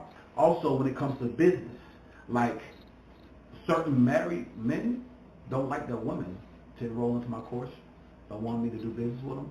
Because they don't see you with a wife. Exactly. And they like, oh, you're going to try to take my woman. Or they are intimidated because of the quote-unquote success. You know, then they're like, oh, well, it's easy for him to... Yeah. Oh, marriage affects your money. Marriage affects your money, man. Now, it's good until you split. Yeah, it's good until you split. Then when it's all bad. Or you get that prenup. You get a prenup, and you got to worry about it. But I mean, it still affects your business in some way. It affects your because business. Depending on how you split will affect other people. No, it will. Like child support or what they think you did to have split. Yes, and they always want to blame the guy. Yeah. That has its place. And so, I mean, dating as a successful man is kind of difficult because then you have to deal with these women that I want to hear me roar type thing, and I'm not going to compete in my relationship. I ain't doing that. There was this one chick, she had a master's, and every single time we had a conversation, it seemed like I was playing mental chess with her. I'm like, baby, I just want to sit on the couch, fill on your booty, and watch Netflix. Can we just do that? Like, can we just... You over here talking about Herodotus. Yeah, you know what I'm saying? You're talking about, what's the thing? I can't even pronounce it. It's called, what is it called? The personality test. What is it called? Well, if you're A or B or A. Yeah, what is it called? The Max Briggs, something like that. Yeah, some philosophy. Something crazy like that. I just want to sit on the couch, rub on your booty, and let's just watch Netflix. You know what I'm saying? Can we just chill out? Yeah, I'm not at the office. I'm not at the office. You know what I'm saying? I don't want to try to figure out the quantum physics of the hurricane. That makes sense. But so it's difficult, and then also sometimes and also because I am an alpha male, I have no problem with my woman being a boss chick. She can run everybody but me. You can run everybody but me. You can have everybody bowing down to you because you're a queen, because I'm a king. But you ain't going to run me. And so the problem is they're used to that. And then you have to go through that power struggle. Like I had, like the situation I told you about not too long ago. Power struggle. Houston. Not Houston. Florida. Yes. True, yes. True. But see, this is my thing. So do you feel, and I've always wondered this about the regime, okay? Okay. What from the outside From looking the outside in? looking in. Because I'm my new nickname is the Robin Hood of the regime. Yeah. I'm the Robin Hood of the regime. If you are experienced with the regime, do you think people are having business arrangement marriages? Yes, absolutely. Positively. Yes. Because of people who get, absolutely. So and that's why they have side chicks, and they okay with that. Like the Italians call them gumas. Like the nostro, yeah, like a concubine. The nostro, or the Italians, they're the most like corporate America. When you talk about gangs and you talking about like consigliere, the consigliere is just like a vice president. And then you have the mob bosses, you have underboss and capos and all this stuff is run just like a corporation. And if you look at that, it's very much so. Yeah, you have people that come together just because of people's, just for that whole purpose. So what would be the dynamics of that? The dynamics would be more... I give you what you want. You come to this event with me. You be seen with me. We might have sex. We might not. You might sleep with your side dude. I might sleep with my side chick, or vice versa, or we definitely gonna swing with the president of Johnson & Johnson and their wife, or the president of Vape Incorporated and their wives, or whomever. This is fictitious. Yeah. These are hypotheticals. Don't go looking up these so people. Don't be going looking for it. I'm just saying. So you think allegedly? Let's do it that way. Say allegedly. So you think? Do you think? Wow. Dude, hedonism. Dude, listen. Okay, so all right.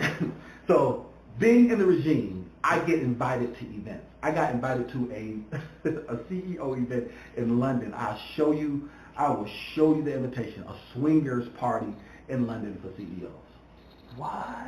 Yep, I got it. That thing's crap off of a movie, off of TV. Imitation art imitates life. And these people in here just buck wild. Well, it's not like that. It's not like buck wild, but it's understood that if you get the wings, you walk through the door, you know what it is. And then you have different doors that do different things. And all, yes, that's real. That's real life. Like I don't know. Like if you go to my YouTube channel, you'll see a video of me with the private jet. I got invited to that just because I'm a CEO. So I think not K. Michelle, who was there? Christina Milian was there, and somebody else was there. And it was like maybe 40, 50 people. I got invited to one with in Atlanta, Georgia, but I just did not go. It was a back room restaurant with Wendy Williams. So when you are a CEO and you're put in certain databases, you get invited to stuff like that all the time. And that is the thing they call the Illuminati. That's what they say. Yeah, that's a name that people that don't know what they're talking about call it, but it's an inner circle social. There was the business brunch with Damon John from Shark Tank. I got invited to. You didn't go. I didn't go to that. That was in New York. I didn't go to. See, some of these, this is too risky for me. Yeah, or I just got other stuff that I got going on. That blows my, and that further fosters my hatred for the regime. It does, because let's say if I have a business plan, right? Mm-hmm. Oh, and they look down on you because you're not married. I didn't go to college. I didn't go through none of the social upper markers. Mm-hmm. But I'm getting there off merit. Yep, off of sheer work ethic. Yeah, sheer work ethic. Like me, that's I don't, like people assume. I'm gonna tell you, my saving grace was the fact that I got put in the, for the lack of better words, regime at the age of 18, because I went through their training programs, and I have, like I was talking about on Facebook, I got my NMLS ID, I got fingerprinted with the FBI and all the other stuff at a young age to be in banking and finance. If it had not been for that, I'd be messed up. I'd be effed out the game. Because you just wouldn't have been in the circle. Because I just wouldn't have been in the circle. Because I don't have a college degree. So when I get up to that, I have gained the certifications, but I don't have. When I get up to that height, I won't fit in. You could. I don't know. But this is the thing about it. And I'm gonna be real transparent. Y'all know how I get. Oh my God, I'm about to be real. Y'all know how I get. So most of the Caucasians will look at you like the token black guy, or they're like the people that say, "Oh, I have a black friend." They will run, and you will be that one black friend. They'll keep you around, and the aura or the energy will be, "You don't really belong here, so you need to be grateful that I'm your friend." You felt that? Yes. That's why I'm so unapologetically woke, because I let them know I don't need you for that. Like for instance, remember I did the whole thing about the screenshot of a young lady who came into my inbox. That was from one of those services, one of those higher-end services. Somebody was like, "I thought you were a CEO." And underneath that, I said, and I was like, "I am the CEO. Who's going to fire me?" That's why I woke, and that's why I build my business the way that I build the business, is for that very reason. Oh, yes, people will try to rank on you in a heartbeat. They will try to call favors because they feel like, or join certain clubs, I brought you to this luncheon, I introduced you to this person. But but then there's also a like I mentioned the person's name on the live feed, Grant Cardone. Grant Cardone is like you and I. Comes from nothing. He built his empire through real estate. Anybody can flip real estate. And he just was extremely very good at it. And I mean, you really would like Grant Cardone. He'll cuss you out. Like he was one of the ones that gave me the person who gave me the courage to write my first book. Because I'll show it to you. He was doing a motivational speech or talk, and somebody was like, "Your book is trash. It's full of all these misspelled words." And this is Grant's words, not mine. He said, "You mean the bestseller, bitch?" And he said it just like that in the stage in front of, and the crowd just erupted. Wow. Yes. And he was like, he said, you mean the one that's a bestseller? And then he was like, yeah, it's full of misspelled words. He says, okay, but it's still a bestseller, bitch. And he used that, and the crowd erupted. Grant Cardone, in a room full of Ivy Leaguers. I'll show it to you when we're done. I'll show you the video. See, my thing is this. Let's say you take me to one of these luncheons, right? Mm-hmm. I get spiffy because I clean up. You clean up extremely well. Yeah, I clean up good. So you take me here, and if they start talking about blue collar and what we think we're going to do with blue, if autonomousness pops up at all, I'm blackout. I'm gonna let you know right now. I'm gonna start reading people and telling them they're regimists, and it's gonna be. That's why I don't like to be around. Mm-hmm. I'm not gonna say I prefer to be with the lower class. I prefer to be around blue collar, hard-working, flannel wearing, bad teeth people because rocking all of that. I prefer to be around construction workers and stuff like that because they may be crass and say a lot of messed up stuff, but they be honest. They're genuine. Yeah. I don't think I could read the dishonesty. It's hard to. Of something like it. Because when you work with the skin of your brow, you work with the sweat of your brow, I don't need to finagle around you. As hard as I work, that's why I like trucking. As hard as I work, it's as big as the check. At the end of the day, it is what it is. Exactly. You ain't got to quote unquote suck anybody's D or kiss anybody's A or know this person's last name or have this person's last name look similar to your last name. You don't need any of that. Hold on for a second. All right, we're back, everybody. Let's roll. In my personal opinion, I don't agree with everything that was said. However, I am glad it was said, and I thought it was worthy enough to put it out here and let you listen to it. However, going back to what I had told you in the beginning, a man takes care of himself first. Make sure he got everything that he needs for his own self up front before he even think about dealing with anything else. Because if you ain't got nothing, you can't do nothing. Okay? So these are just the basics of what I'm trying to get across to the brothers today. Just talk to the brothers now. We ain't talking to the brothers and sisters. I'm just talking to the brothers, the single men out there who are trying to do some things and make some things happen in their life. I've had, I was living in a place one time, and I used to get out there and I play my music and just relaxing and chilling.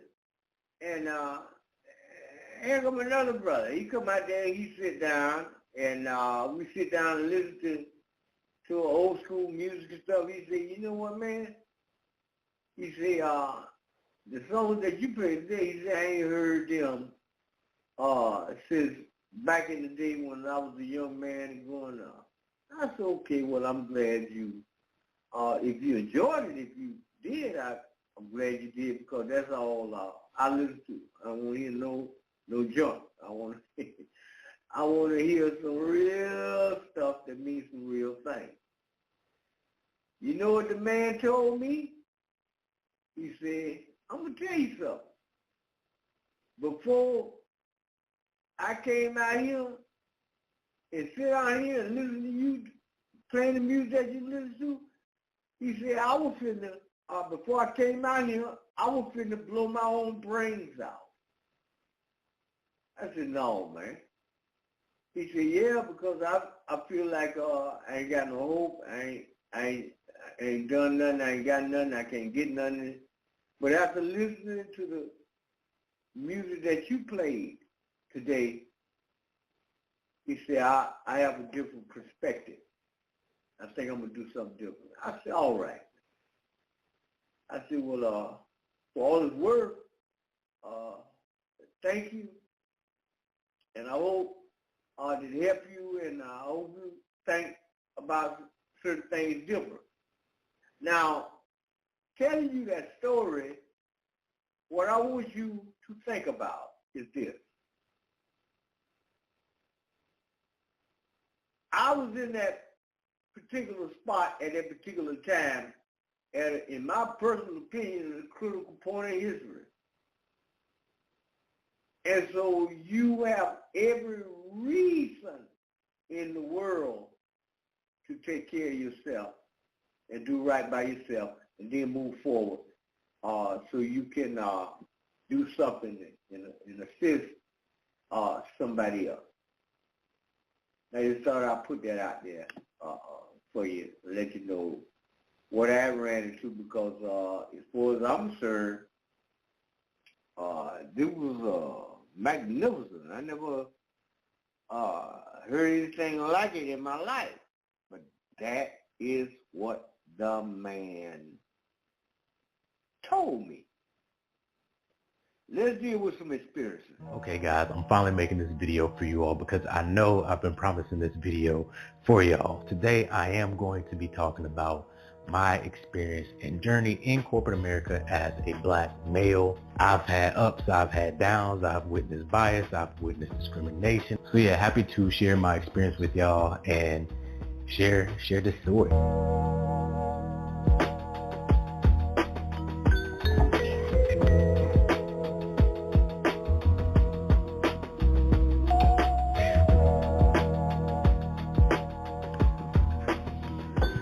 So first I want to say this, I enjoy, working in corporate America. I've enjoyed my experience and my journey to get to where I am now in my life. Everything that I talk about today, has propelled me and elevated me in a way that words can't even describe, because these experiences taught me about people. It taught me, how to move, how to maneuver. And some of these things that I say today, it's going to be like, well, dang. That's wild. But, at the same time, everything that you go through in life, you will learn a lesson from it. So, I've learned lessons. I kind of know how to maneuver now. Like, I just know. I figured I can't start this video without saying, how I even got started, right? And I hope some of y'all watch my pay transparency story journey video, and that's how this video even started. So as some of you all know, I started off in the hotel industry. Honestly, I graduated from the University of South Carolina with a management degree focused in hospitality management, and wanted to get into hotel management, resort management, be a GM, open up my own hotel. That ended up pivoting, but my experience in the hotel industry, it wasn't bad at all. I just hated dealing with customers. Like, customer and guest is a pain, and also the money wasn't the way it needed to be for all the stuff you had to do to move up. But that's for another thing. I ended up pivoting to get into higher education. So higher education, if y'all don't know, that's when you work for a university, in the school system, college system, things like that. So I ended up going back to the University of South Carolina, and there I was a admissions counselor / recruiter for 2 years, and then I spent a year as a multicultural coordinator, assisting with some of our multicultural programs. I stayed there for like 2.5, 3 years. I enjoyed it there. My experience there was great. It was a wonderful atmosphere. Coworkers was great. Never experienced any bias. Never experienced any discrimination. Everybody was happy to be there. The campus was beautiful. Students was great. It was a great job. The only problem was the pay. The pay sucked, and y'all have to go back and watch the video to understand, why. Where I was in my life, I needed to make more, I needed to provide more, so that's why I had to leave that job.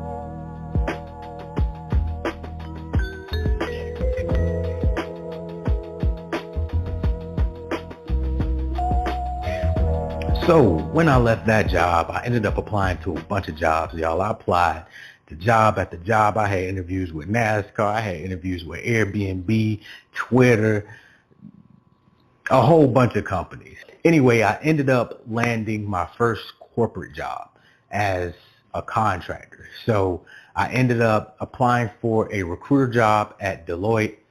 They contacted me. They was like, yo, you know, we're giving this recruiter role to someone else, but would you be open to a recruiting coordinator role? I was like, recruiting coordinator role. Mind you, I didn't know much about it. I was like, cool. And then they was like, the only caveat is I know that you applied in Charlotte, but we would need you to move to Atlanta for this particular role. I was like, all right, cool. I got family there. I'll move to Atlanta for a contract role, figure the rest out. So a recruiting coordinator is basically you help out recruiters with scheduling, office visits, things like that. So you're not out there doing the recruitment, but it's a good stepping stone to becoming a recruiter. My contract was technically for 6 months.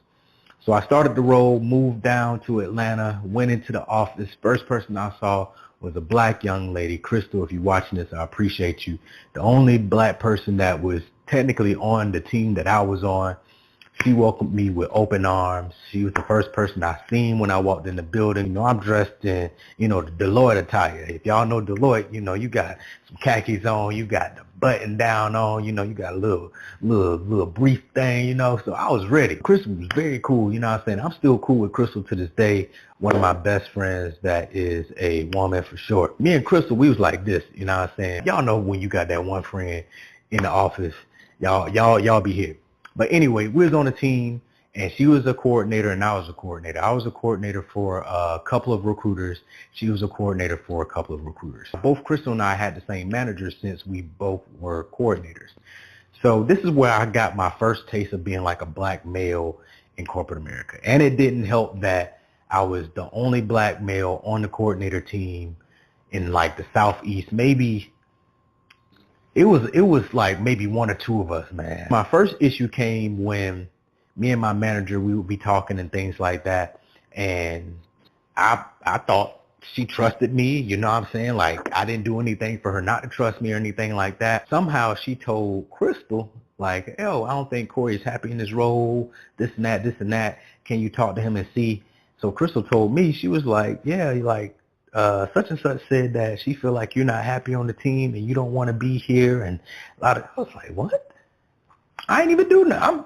I'm still trying to learn the role. I don't know what's going on. So that was the first thing. I was like, that's weird. I never experienced like another person going to another person directly about me without coming to me. And I remember Crystal saying, yeah, she said she feel like she can't gauge you, or she can't really understand, not even understand. I think the word she used, like, she can't read you or she can't gauge you. And I was like, what? Why she just didn't ask me or come to me in one of our one-on-ones and say, hey, y'all like. So the second thing that happened on this team was one of the recruiters that I was assigned to as far as like being a coordinator for, she started treating me like I was just a little go boy. Like, that's it. Like, I remember, I'll never forget this, and I was pissed. I was working like maybe late. It was like 6 o'clock. I was working late, working on some scheduling, some interviews. And she emailed me and she was like, hey, can you get this pizza order out for me? And in the email, she had every detail, where the pizza needed to go, what the actual pizzas was, how many pizzas, what the toppings were. She was actually on campus recruitment and needed these pizzas to come. Mind you, I'm doing work, so I saw the email. I was like, what? The amount of time that it just could have took her to pick up the phone and order those pizzas, she went and made the email to send to me so I could then order these pizzas for her.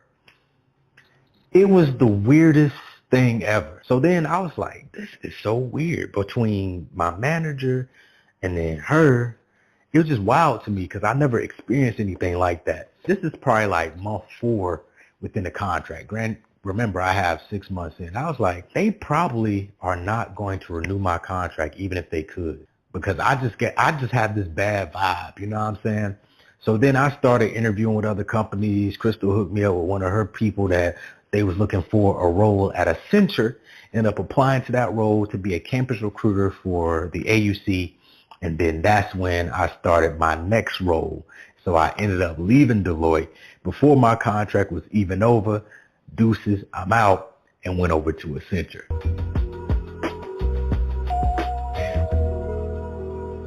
When I got my job at Accenture, I was happy. I was happy to leave Deloitte. I was happy to get up off that team because what I was experiencing, it was just, as y'all can see, it was just rough to be in that type of atmosphere, in that environment. So when I got to Accenture, everything was good. I had to recruit for the AUC, which is its own team. So Morehouse, Spelman, and Clark Atlanta had to recruit at those schools, be on campus, host events, hire, everything like that. And then I also had Georgia State, which was rolling out, and then I was taking on Kennesaw State. And then on my team, I had maybe 3 other recruiters with me, and we had some recruiting coordinators that used to help out. And due to my experience at Deloitte, I knew how to treat recruiting coordinators with respect. Don't just treat them as go boys and just to be saying, hey, do this for me, do this for me. So I kind of knew how to treat coordinators, and they respected that. And also all the recruiters on this team was cool too. Everybody was cool. It was a great time. It was me and this other girl that started, Nicole, if you're watching, shout out to you, Nicole. She started the same time. We was like, boom. And then the other recruiter, she was on the team probably 3-4 years before me, and then some other recruiters, but everybody was cool. My manager ended up getting a job and leaving. And then that's when everything went downhill. So one of the recruiters that was working there before me ended up moving into that manager role. Now, I was on campus all the time. I was, at Morehouse, Clark Atlanta, Spelman, on campus, hosting events, doing things the way they need to be done, you know what I'm saying? Campus team, making a relationship with the campus team. I was new, so I was still learning. I was still making mistakes. I was still, learning along the way. Okay. All right. Let's take a look at the 48 laws of power.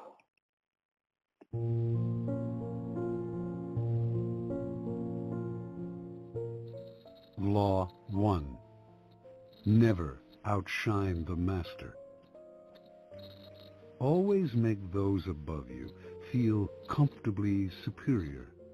In your desire to please and impress them, do not go too far in displaying your talents, or you might accomplish the opposite, inspire fear and insecurity. Make your masters appear more brilliant than they are, and you will attain the heights of power. Law 2. Never put too much trust in friends. Learn how to use enemies. Be wary of friends. They will betray you more quickly, for they are easily aroused to envy. They also become spoiled and tyrannical. But hire a former enemy, and he will be more loyal than a friend, because he has more to prove. In fact, you have more to fear from friends than from enemies. If you have no enemies, find a way to make them. Law 3. Conceal your intentions. Keep people off balance and in the dark by never revealing the purpose behind your actions. If they have no clue what you are up to, they cannot prepare a defense. Guide them far enough down the wrong path, envelop them in enough smoke, and by the time they realize your intentions, it will be too late. Law 4. Always say less than necessary. When you are trying to impress people with words, the more you say, the more common you appear, and the less in control. Even if you're saying something banal, it will seem original if you make it vague, open-ended, and sphinx-like. Powerful people impress and intimidate by saying less. The more you say, the more likely you are to say something foolish. Law 5. So much depends on reputation. Guard it with your life. Reputation is the cornerstone of power.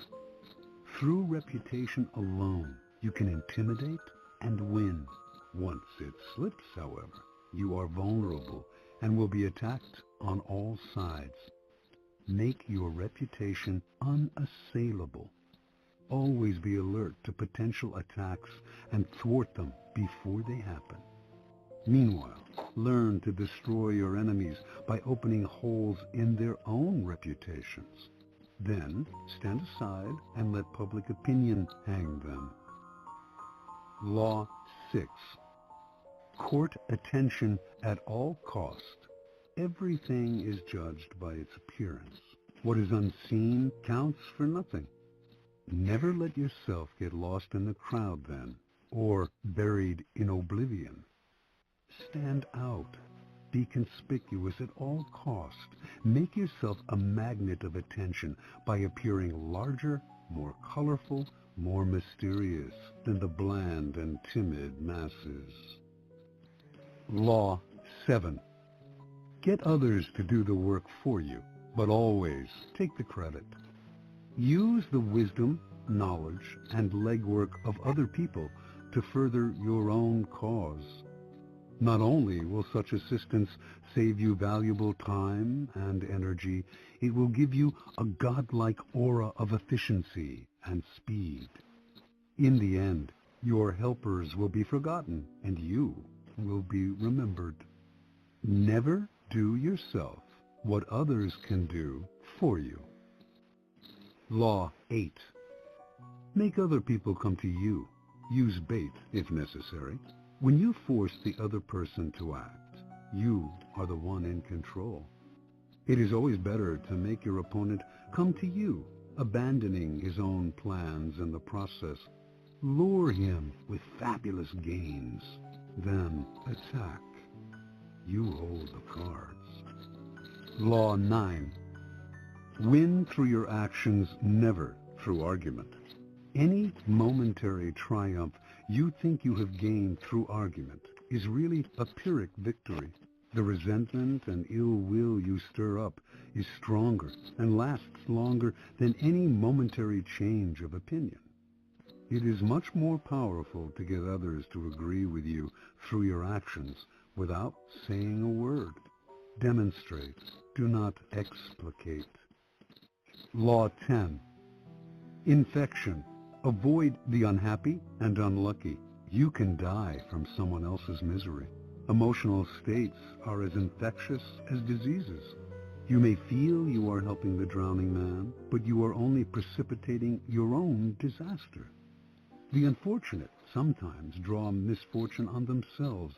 They will also draw it on you. Associate with the happy and fortunate instead. Law 11. Learn to keep people dependent on you. To maintain your independence, you must always be needed and wanted. The more you are relied on, the more freedom you have. Make people depend on you for their happiness and prosperity, and you have nothing to fear. Never teach them enough so that they can do without you. Law 12. Use selective honesty and generosity to disarm your victim. One sincere and honest move will cover over dozens of dishonest ones. Open-hearted gestures of honesty and generosity bring down the guard of even the most suspicious people. Once your selective honesty opens a hole in their armor, you can deceive and manipulate them at will. A timely gift, a Trojan horse, will serve the same purpose. Law 13. When asking for help, appeal to people's self-interest, never to their mercy or gratitude. If you need to turn to an ally for help, do not bother to remind him of your past assistance and good deeds. He will find a way to ignore you. Instead, uncover something in your request or in your alliance with him that will benefit him and emphasize it out of all proportion. He will respond enthusiastically when he sees something to be gained for himself. Law 14. Pose as a friend, work as a spy. Knowing about your rival is critical. Use spies to gather valuable information that will keep you a step ahead. Better still, play the spy yourself. In polite social encounters, learn to probe. Ask indirect questions to get people to reveal their weaknesses and intentions. There is no occasion that is not an opportunity for artful spying. Law 15. Crush your enemy totally. All great leaders since Moses have known that a feared enemy must be crushed completely. Sometimes they have learned this the hard way. If one ember is left alight, no matter how dimly it smolders, a fire will eventually break out. More is lost through stopping halfway than through total annihilation. The enemy will recover and will seek revenge. Crush him, not only in body, but in spirit. Law 16. Use absence to increase respect and honor. Too much circulation makes the price go down. The more you are seen and heard from, the more common you appear. If you are already established in a group, temporary withdrawal from it will make you more talked about, even more admired. You must learn when to leave, create value through scarcity. Law 17. Keep others in suspense. Cultivate an air of unpredictability. Humans are creatures of habit, with an insatiable need to see familiarity in other people's actions. Your predictability gives them a sense of control. Turn the tables. Be deliberately unpredictable. Behavior that seems to have no consistency or purpose will keep them off balance, and they will wear themselves out trying to explain your moves. Taken to an extreme, this strategy can intimidate and terrorize. Law 18. Do not build fortresses to protect yourself. Isolation is dangerous. The world is dangerous and enemies are everywhere. Everyone has to protect themselves. A fortress seems the safest, but isolation exposes you to more dangers than it protects you from. It cuts you off from valuable information. It makes you conspicuous and an easy target. Better to circulate among people, find allies, mingle. You are shielded from your enemies by the crowd. Law 19. Know who you are dealing with. Do not offend the wrong person. There are many different kinds of people in the world, and you can never assume that everyone will react to your strategies in the same way. Deceive or outmaneuver some people, and they will spend the rest of their lives seeking revenge. They are wolves in lamb's clothing. Choose your victims and opponents carefully then. Never offend or deceive the wrong person. Law 20. All right. We got a roll now. You can go right there on YouTube and type in the 48 Laws of Power. I do not have enough time on this network to give you all 48 of them, but I will tell you this. You can go right there on YouTube and just type in the 48 Laws of Power, and you can take your time and listen to the entire thing from start to finish, because I got to go out here and find out what's going on with the brothers out here in L.A. Y'all hold on. I happened to be online the other day when I came across an older article talking about the worst places for black women to date and find a good black man. Now, it's interesting when you're young as a black man and you're coming up as a teenager, everywhere is hard to date. When you get older, get a little bit of money, get a little bit more security, the tables turn.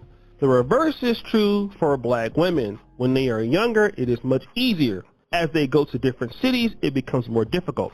And it's crazy because almost every lady that I talk to or I know believe that their city is actually the worst for dating.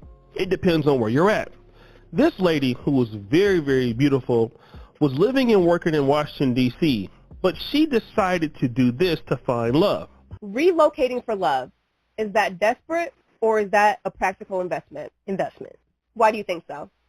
I'm sorry to say it, but sometimes I feel like a lot of our title or status of being unmarried has to do with our location. Your chances are lower in a lot of these metropolitan cities. Although there's a lot more people, a lot of the times they're more career focused than they are family focused. Because you were in D.C. for a little while. Correct. I heard you talking about how you felt like D.C. was just a swamp for dating. Correct. And you also likened it to Atlanta when it comes to dating. Yes. Yes. I knew in my spirit my husband was not there. I could tell, not only through my own experiences, but through the experiences of the women that I know that live in Washington, D.C. A lot of them are unmarried. I feel like a lot of men, they love D.C. because they know that good pickings for them. Oh, it is great pickings. Oh, and yeah. Atlanta is the same Oh, way. Atlanta is the same exact way. And I Mhm. think it's so interesting that you said not only for your own experiences, but look around, look at your friends. around. That just makes sense to me. Right. Because at some point, it's not about you, it's about your environment. Because your environment does impact a lot of your day-to-day life. And why wouldn't it impact your dating life? Definitely. Oh, absolutely. Yeah. That's interesting. This woman who is very gorgeous moved out of D.C., and I'm assuming that she got married somewhere else. But she did mention another city, Atlanta. Now, Atlanta has a lot of opportunities, a lot of employment, a lot of people, a lot of transient people who, move from different places like St. Louis or Dallas or even California to the Atlanta area. And while there's a lot of black people and a lot of professional people, people believe that, Atlanta's not that great. Let me jump right into this. Dating in Atlanta is garbage. If you come in here to date, go to another state. I would definitely say some hot states right now to go to is Texas, like Houston, Dallas, North Carolina, Charlotte. Those type places that I would say they would be more prone to probably like more dating, you know what I'm saying? Those are like some of the hot states now that, that people are going to. See hot states and cities, Now let's fly all the way to California, your boy O'Shea Duke Jackson's home state. I was born in Los Angeles County, raised partly in LA. The majority of my life I spent as an adult in Sacramento, California. Now, Sacramento, California was a city a lot different from, like, let's say, Oakland or even LA. And the reason is because Sacramento was, very diverse. LA is very diverse, but Sacramento is very diverse. It's probably like a rainbow city. It was a lot of interracial dating when I was coming up in the 90s, and it was even crazier back then. In Los Angeles, which does have its own black population, pretty big. You have certain communities like Baldwin Hills and Leimert Park and, Compton, and used to be Compton and places like that, Inglewood. But now you have black women who are saying things like this. So I need to talk to y'all about something. I recently went to an event and there were about 1,000 people there. And of the couples that were there, about 95% of them were black men with non-black women. The person leading the event was a black man that was married to a white woman. I'd be lying if I said that seeing all of this at the same time was not triggering. This is pretty much what the dating scene looks like overall in LA. Here are 4 other observations that I picked up on since moving to LA. 1, it's not equal. It's not like I'm seeing a bunch of black women dating outside their race. In fact, I'm barely seeing black women dating at all. 2, it's gotten so bad that at this point, whenever I do see a black man that's single, the first thing that I'm asking myself is, I wonder if he dates black women. 3, within the past couple months, I've had conversations with multiple black women that actually want to leave LA. Not because of the economy, not because they aren't flourishing in their careers, but simply because they feel like there's no love for them in LA. The fact that I know so many beautiful, talented, compassionate, evolved black women that are all feeling the same way makes no sense to me. And lastly, when you don't see yourself reflected in a space, you feel like you don't exist. As a black woman myself, I can tell you honestly, when it comes to the romantic space, I have never felt more invisible than I do living in LA. Now, this is a very beautiful black woman, and she's complaining about not being able to find a black man. This lady is absolutely gorgeous, but it gets worse. You have other women who are just berating black men because, they can't find one. This is the one right here, and I'm going to tread lightly because I know people be in their feelings when it comes to race and all of that, but when it comes... All right, y'all. We're down to the last 4 minutes. Single man in his health. First of all, You know doggone well, if you ain't growing the food, you don't know what's in it. Or somebody else getting it to you. When you go in a restaurant, if you don't see the people actually fixing the food to bring out and give it to you, you don't know what in the hell went on back there. But if you are looking at it while they're fixing it, put it on the plate and give it to you, your chances are better. But you even get better than that when you start growing your own food and eating your own food. You contribute better to your health. That's my take on that right there, based on what I have already went through in my life. You walk in a restaurant, you sit down, the waiter comes and give you a menu. You pick out what you want on the menu. Then she take it and give it to somebody that's behind a wall that's going to prepare something for you to ingest. And you don't know what you are ingesting. But nevertheless, I just want to put that out there. Just think about it for a minute. But anyway, it's time for me to shut down. I've been your host, Tarhaka Amana El Bay, and y'all have a good evening, okay?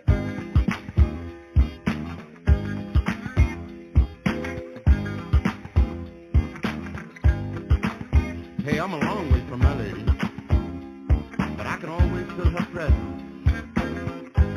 I don't care how far I go away. Now, I got a letter today, and it made me feel so good when I read what the letter had to say. I'm gonna take the tension off you, baby, 'cause I'm on my way. Hey, baby, I am on the way. It ain't gonna take long, no, no. Ooh, just one more day. Can you hold yourself together and remember that I'm your fella? And when we make love tonight, we won't be dreaming. Girl, we'll be together. We're gonna make love all night until the morning light. We can do no wrong, baby, 'cause I'm home tonight. Yes, your man is home. Oh, girl, your man is home tonight. Yes, your man is home. Ooh-wee. Your man is home tonight. I'm so glad to be near you. Oh, how I long for your touch.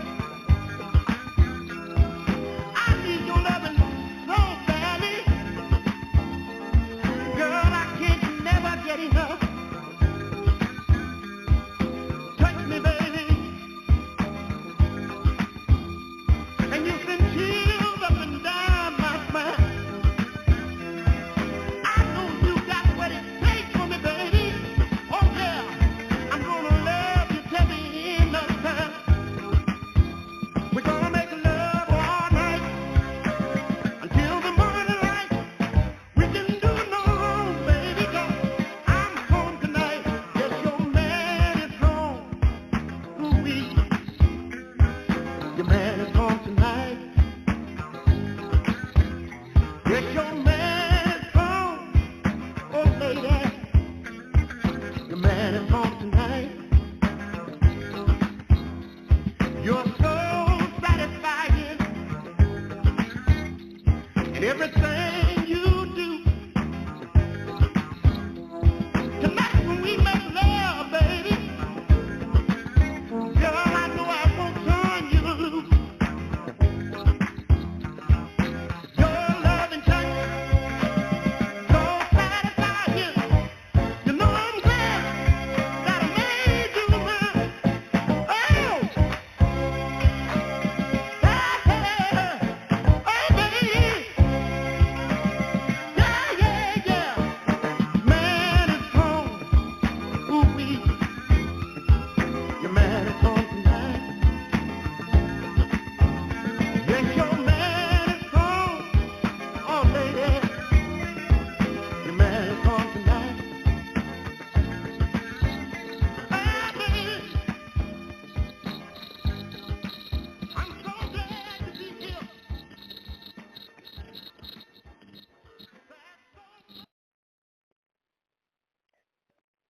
You know, car accidents are scary.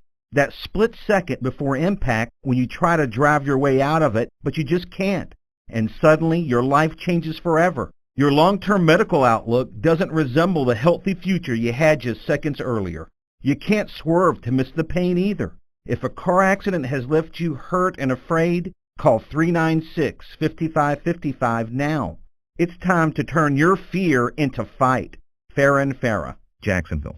At Farah & Farah, our philosophy can be boiled down to one word: respect. Respect for every client regardless of who they are or the size of their case. Respect for innocent victims, and respect for the law. So when the insurance company thinks they can bully you instead of paying a claim, we respectfully disagree. If you're hurt, call Farah & Farah.